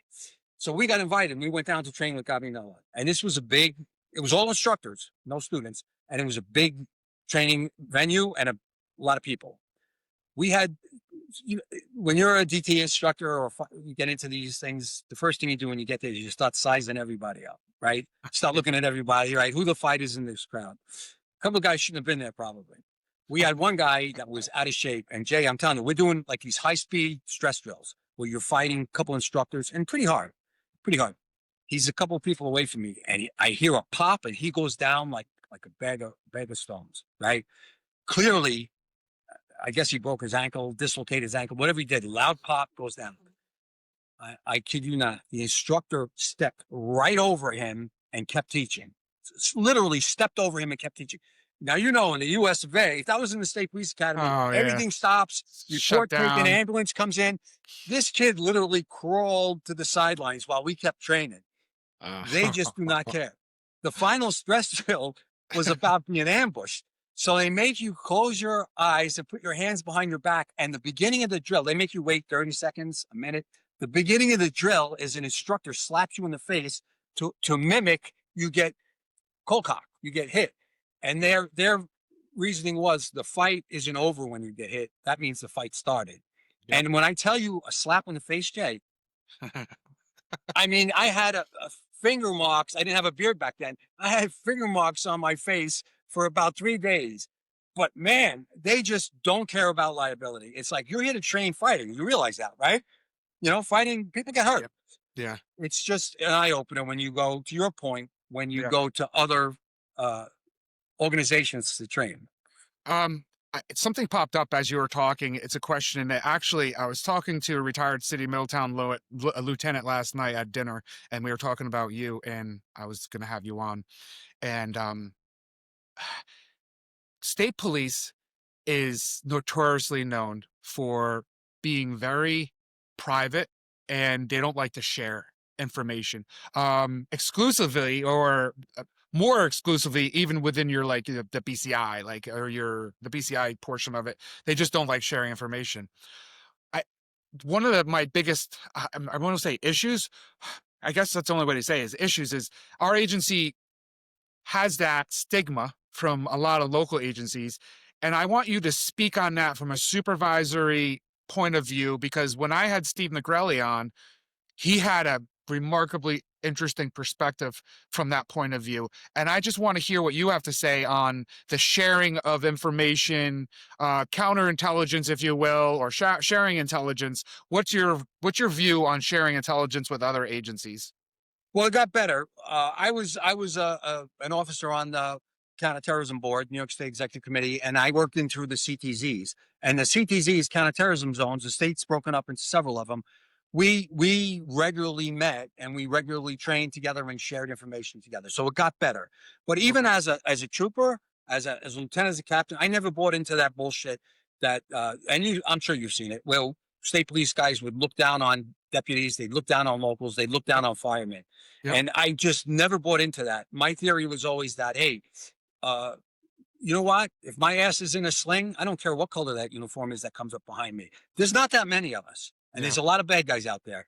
Yep. And if you're gonna have that mindset that we're better or we're different than them, you're not gonna share information and you're not gonna be on the top of your game. So I never really bought into it. And to put some action behind that, like I've done training since I'm out with my business. I've volunteered and did training for the sheriff's the SWAT group that they have, their special operations group. I went and trained their special operations group. They liked the training so much they invited me back, and I went with Sheriff Arteta.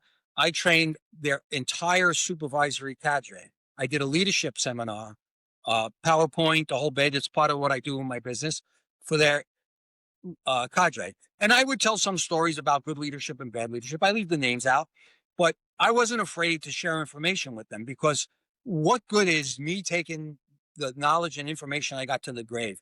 If I can help out the next wave of supervisors, and I'm not saying everything I do is right, I'm just saying I can show them this is what happened, this is what I did. Take it or not, use it Yeah. or not. Yeah. It's just another perspective. So I never bought into that. We shouldn't share information. You're right. I've seen it, Yeah. but I was never a fan of it. And to this day, if I see a town of Wallkill cop rolling around, my wife knows. She's taking the wheel and I'm jumping out. I don't care Yeah. what uniform it is. We're Yeah. brothers and sisters. Yeah. Yeah. And I that's pretty much what Steve McCrelly said in a different vernacular, but that was More eloquently. well, I don't know. That was very well said, and I resonate with that pretty good. So two more. I have two more for you. The first one is what's next? And it's kind of a two-phase question. What's next? And do you ever completely just shut her down and just chill? Is that where you're kind of leaning towards now? Yeah. Well, I don't know that I'll ever chill. Like I'm always the reason I one of the reasons that I did what I did and acquired the skills that I acquire is I look at, like, as a father, as a husband, you are your own family's close protection operative, right? The most important responsibility as a father and a husband you have is to protect your family. So I never had the desire to become, like a lot of guys retire, and especially if they have a skill set similar to mine and some additional skills, they go into close protection. I never had the desire, but I got certified as a protective service operator from Progressive Force out in Nevada. I got certified through Shahar Or and his Israeli close protection, international close protection company, as a close protection operative, because I wanted the skills for my family. I got certified in being an EMT because bad shit happens. I got grandkids, kids. I didn't never wanted the helpless feeling that somebody's bleeding out and I don't know what to do, or I don't have the tools to do it. I look forward to the rest of my life, whatever I have left. I want to stay, what I call, stay dangerous, be a protector of my family, and continue to sharpen my skills. I'm not going to give up training my skills. So wherever I am with my family, I'm an asset, not a liability. So that's what I look forward to. I will still train as long as God gives me the strength. I will still train my private clients because I can't say no to them.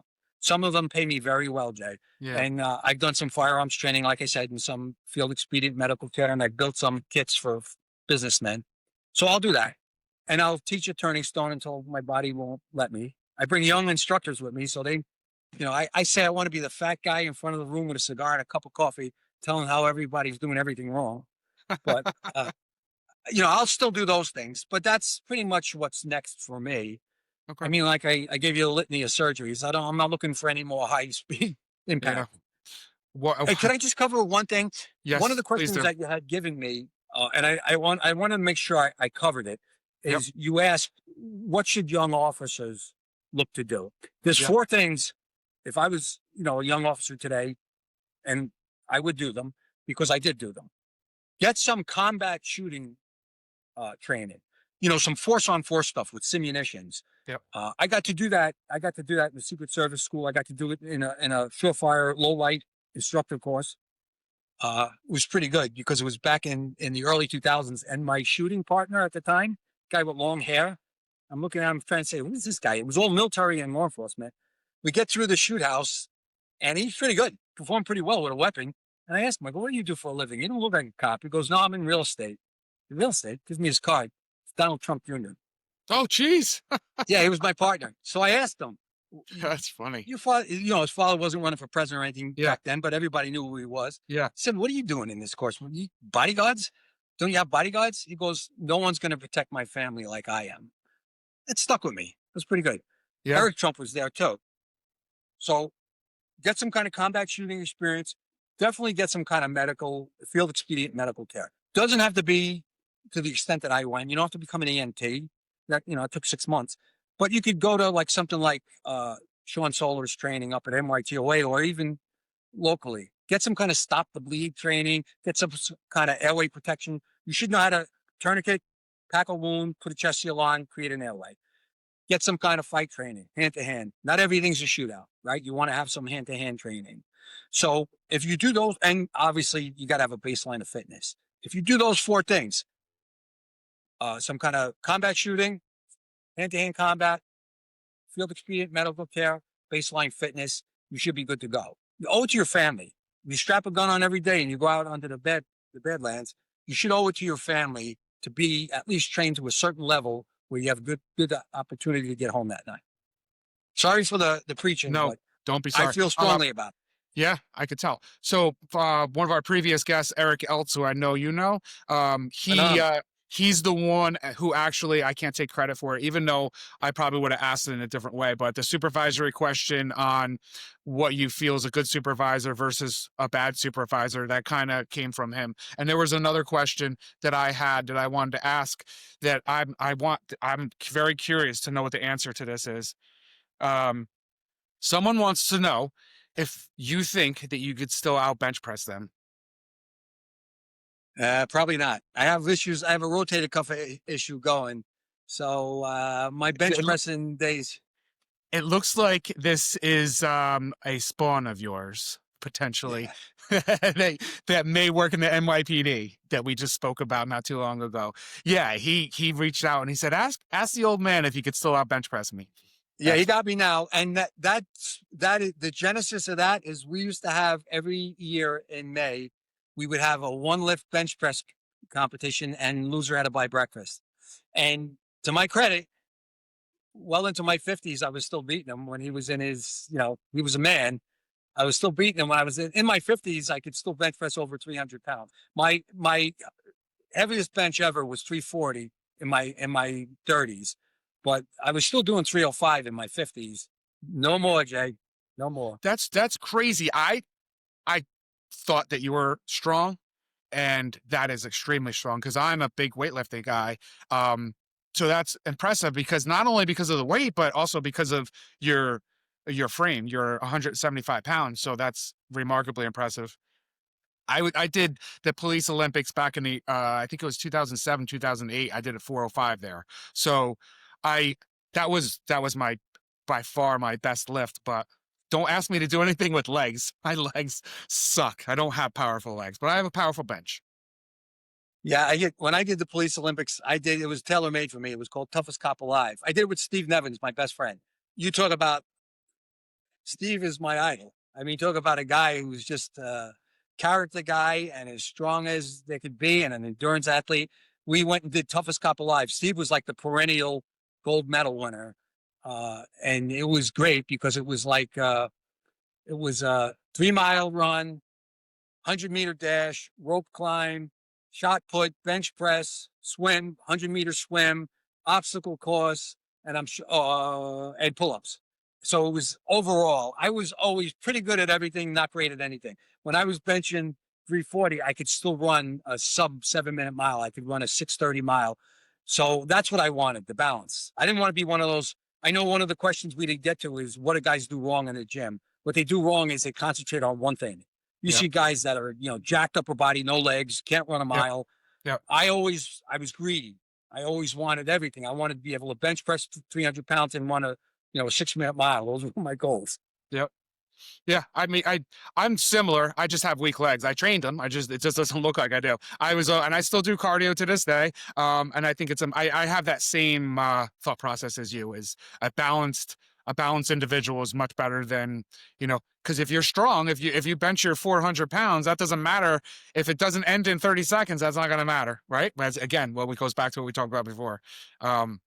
And once I got into the fighting, I changed my weightlifting routine. There was no more maxes. Like now, I have a leg press in my basement. I have a full commercial gym in my. It's not a basement; it's a walkout. I think I was explaining to you, Yeah, sliding glass doors. It's a perfect gym, and I have a leg press. And what I do is I work my way up to about 100 pounds, and I try to do like 80 reps. And same when I do my muscle upper body, I do low weight, high reps because I found in fighting that is more transferable energy because it gives you muscular endurance. It gives you that fast twitch. Not so much. It's great to have the 400-pound bench press because it gives you sheer power. But I yeah. found in fighting, having that muscular endurance was much better. So then, obviously, as you stated, you're still working out. So how often are you working out? You do 5 days a week? Are you splitting it, a 3-day week, or what are you doing now currently? I'm probably somewhere between 3 and 5 days a week. I have a split routine. I try to do chest, back, and arms one day. I try to do legs and shoulders another day. So that's two. I got a life cycle down there. So I try to ride the bike. Another functional skill, right? Uh, If your car ever shits the bed and there's an EMP attack and you got to get around, bicycle's going to get you more than walking. I ride the bike left over from my triathlon days and I still run. I try to get out and they do a combination of walking and running. I've had so many injuries. I try not to get crazy, but I yeah, try to do those 4 exercises at a minimum. Occasionally I'll hit the bag. I don't do as much striping anymore because it's a lot of impact. I told you, Jay, both elbows, I've had major yeah, surgery. There's a lot of impact. I want to be able to, do shit with my grandkids. So I don't want to overtax myself. So it's yeah, usually between 3 and 5 days a week. I'm going through something with my rotator cuff now, just had an MRI. So I gotta watch what I do as far as pushing exercises. But yeah. when I'm benching, I'll go on the incline, get 30-pound dumbbells and just try to do like 30, 40 reps. I'm not throwing up a lot of weight, 60 pounds, trying to get 30, 40 reps, uh, you know, balance. So again, as you were talking, I thought of another question for fellow retirees.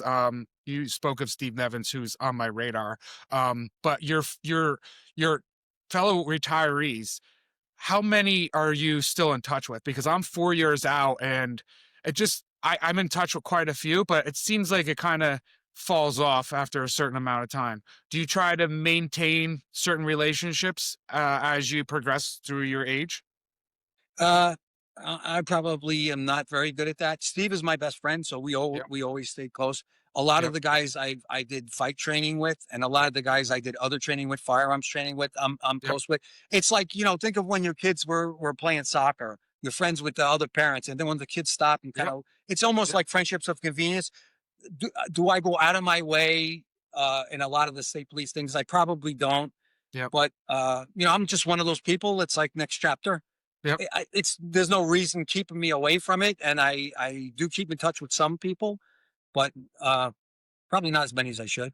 Yeah. No, it's an honest answer, and I think it's quite honestly a typical, it's what I'm seeing right now, whether it's by me or the other retirees, is just slowly go apart, and it's the next chapter. I'm enjoying time with my wife. Not that there's nothing wrong with these retirees, nothing happened between us, right? It's just you're turning the page, and you want to do something different.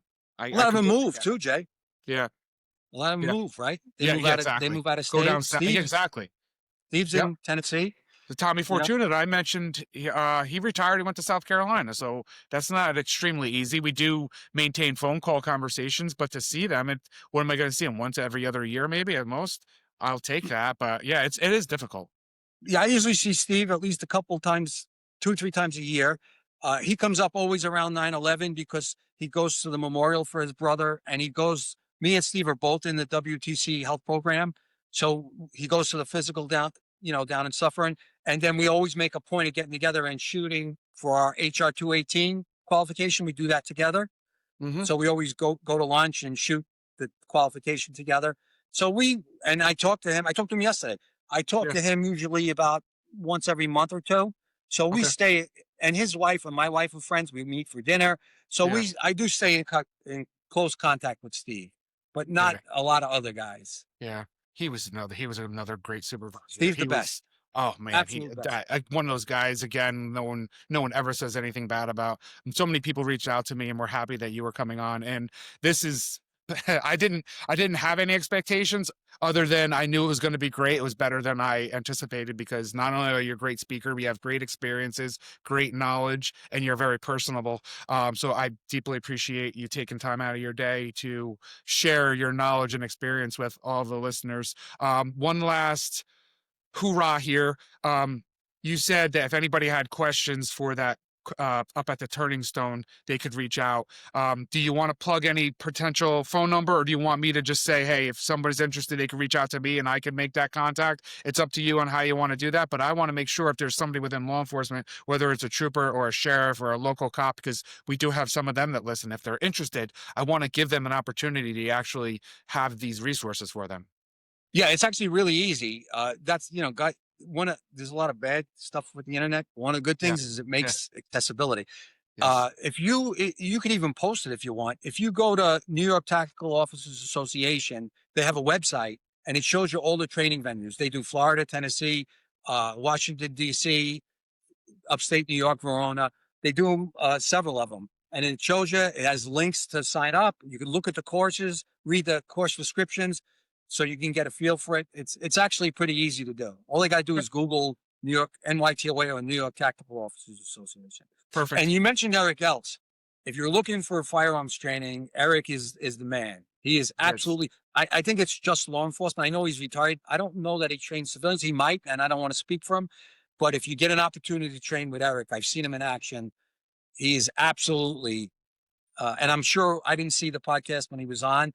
He's an entertaining guy too, so I'm sure he was a great interview, but great instructor. Definitely train with him.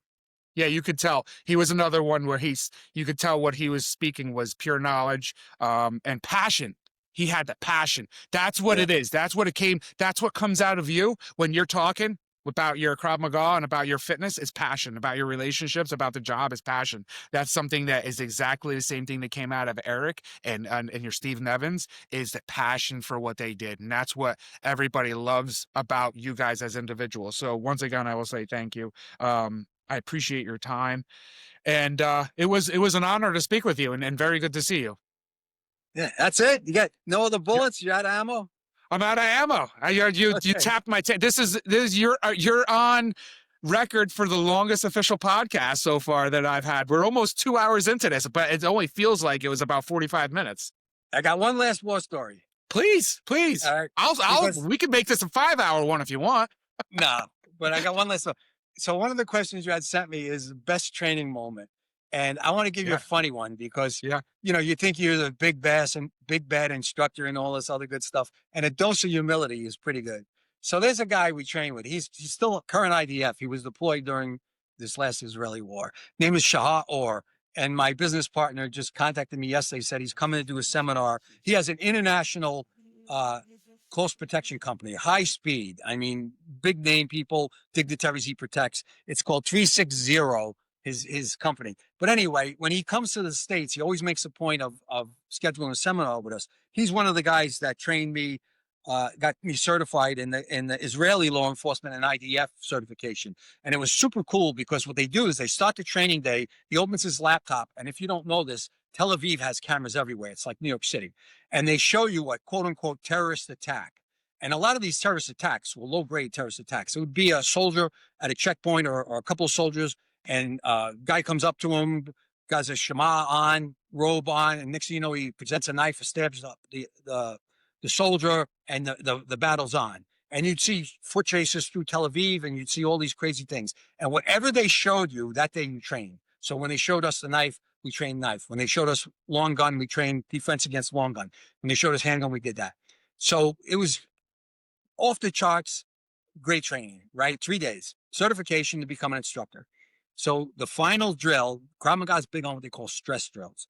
We want to train from a position of disadvantage, figuring that if you are spent, if you are wiped out and you can perform, that will at least somewhat approximate what the adrenaline dump on the road is like when you're afraid. Because Jay, in every fight I've ever been in, I've been afraid. And if anybody tells you they weren't afraid in a fight, they're either crazy or a liar. You're always afraid. The thing is to control fear. So we're going through this final drill, and it's a gauntlet. It's 18 stations. Some of them would be like 6 guys with pads, like you're fighting your way through a crowd, and you got to get through it. Next one might come at you with a stick, a bat, and you got to defend that. Next guy might choke you. Next guy might be a knife, and you're going through these things, and they're going hard. So when you get to the end, and some of them in between are combatives, you're striking for 30 seconds, your knees, 30 seconds, you're doing side kicks, front kicks, whatever. So you're going to be gassed when you're done. And we know that. We've seen it. So me and my business partner, who is the chief instructor of the school, I'm the chief instructor of the force training program, which is military law enforcement. We're going to be badasses, right? We're going to show these guys. There's a class, it's in the Westchester Police Academy. There's probably 40 guys training. So we go to the front of the line, right? We're the tough guys. And we start doing push-ups and sit-ups before it. We're going to show everybody, you know, we're badasses. So Sean, he's been around Shahar, they call him Sean. He's been around the block, Israeli IDF. Matter of fact, there's this unit logo. It's this, he's also policed. We go through the gauntlet, and I'm not going to lie, when we hit 16, 17, 18, we're gassed, but we're giving it everything because we figured, hey, I can see the end of the tunnel, right? We get done, and then what you do is you run, you sprint to the front, and you get to the back of the line to show you're done. So they know once everybody's through. So Sean saw our act, our push-up sit-up act. So when we got through, he says, okay, go again. So me and David, no one else had to go again. Me and David had to go through a second time. We got our asses kicked. I don't even know that they have one called 360 defenses where they're hitting you with pads and you got to block, and you got to block with some force. You got to use, it's almost like you're punching back. Yep. And Jay, I barely could get my hands up over my head. I ended up with black eyes and snot running out of my nose. We got our asses handed to us. So my best training moment was a moment of humility to show you think you're a tough guy? You're not nearly as tough as you think.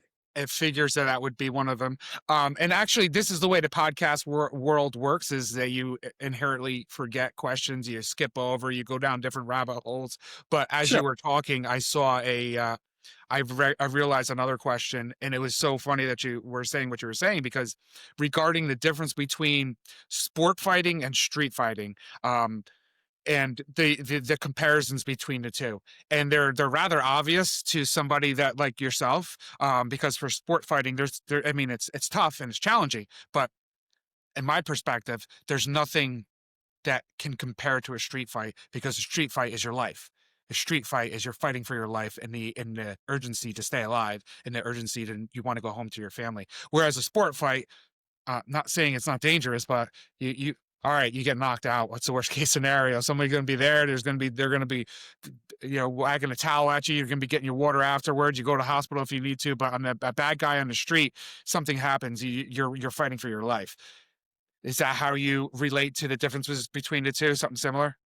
Absolutely. We used to have school shirts. We produced different ones all the time. And one we had said, no rings, no refs, no rules. And on the back, it said Krav Maga, because you can't tap out on the street. And it was a mindset. There was a guy, he was a former corrections guy, became a world-renowned trainer and author. His name is Rory Miller. And actually, I got a book right here. He wrote a bunch of books. This one's called Forced Decisions. And I had a couple of discussions with him. And we were talking about exactly the point you just made. Real world violence compared to practice or dojo violence. And I likened it to, I said, it's like comparing a drawing to a photograph. The drawing is the practice.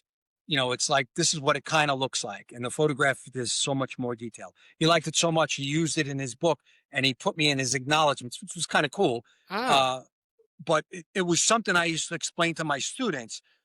And it's, you're never going to approximate it on the mat. But what you can do is through things like the stress drills. All technique breaks down on the fringes of speed, fatigue, and fear. If you do anything that you're skilled in faster than you normally do it, your technique breaks down. If you do it when you're fatigued, back in the academy, God rest his soul, Frank Denuzzo, I remember firearms training. After we qualified during a snowstorm, he made us run and then shoot, do push-ups and then shoot. And when your hands are shaking from the cold and from fatigue, all of our scores went down precipitously. So speed, fatigue, and fear. When your knees are knocking, your hands are shaking, you're not going to perform as well. So we tried to introduce those into our stress drills, make people afraid, make them fatigued, to try and approximate a real fight, but you can never really make it like a real fight. Your point is exactly true. The more experience you have at because real world violence is going to be closer, more ferocious, and more violent than you can anticipate. Bad guys are very good at getting close and ambushing people. They don't want a fair fight. They want victims. So one of the things we teach is by having that left the bang mentality, that training I was talking about, proxemics and stuff, being able, they call it situational awareness, being able to see, we call them pre-incident indicators, things people do. When a bad guy is going to attack, you'll see, they'll take a shift in their weight. It'll be subtle, but they'll make a shift in their weight. They'll look around. They'll check their six. The only people that check their six are good guys and bad guys. Bad guys are looking for possible witnesses and escape routes. Good guys are looking for bad guys. They'll maybe secrete a hand. Maybe they're prepping a weapon, a knife or something. There's pre-incident behavioral cues to look for. If you do all those things, you'll at least be ready. Your adrenaline will be starting to dump up, and maybe you could have your hands up. I've seen so many videos of cops just not aware. People circling behind them. You know, we were always taught to stack, never get in between two people. And that's big in Krav Maga, to stack, to always line people up. If they start to say, whoa, whoa, whoa, where you going? Get over here with your buddy. So there's things you can do when you see it's percolating, that it might happen, and then you want to be ready for it. So it is different, and all you can do is not get caught as best you can, unaware, and get ambushed. That's the best advice I can give as far as real world violence. Situational awareness is a key term. Situational awareness is probably the thing that sat with me most when I was working the road, is making at the best you could, because even the best of us sometimes are, I don't want to say sleeping, but you lose focus, but you lose focus at the wrong time, complacency, whatever you may call it. Like, your situational awareness is paramount, especially when you're on the road in a situation around other people that you don't know, especially. Another thing that popped up is, now, at what you said 6 years is when you made investigator. We had our in-service where we did our defensive tactics training, the in-service where, every year or whatever it was, would you attend them? At what point did you stop attending them? Another cool story. I had a great cadre of officers: Wayne Olson, Joe Tripotto, Keith Corlett. I had just great officers, Pat Regan, great officers. And when we had DT in service, it was optional for officers. Yes, that's what I made it. Obviously, I made it mandatory. I said, you have to go and at least watch. Yeah. You had to at least watch. And my reasoning was was twofold. Jay, I'm getting it saying reconnecting. Does that mean we're gonna? You'll be okay. You're good. Okay. They had to at least watch, but I don't know if you know this. Wayne Olson was a judo practitioner. Pat Regan was a jiu-jitsu BJJ practitioner, and obviously I was a Krav Maga. So we rolled. We got on the mat and we rolled and did all the techniques. And obviously we picked on each other. We weren't, I'm not going to pick on a guy who's not a fighter. So I rolled with Pat Regan. Pat Regan's a big boy. Yep. You know what I mean? Yep. So it wasn't easy. Yep. But I made every officer at least attend, because let me ask you this, Jay.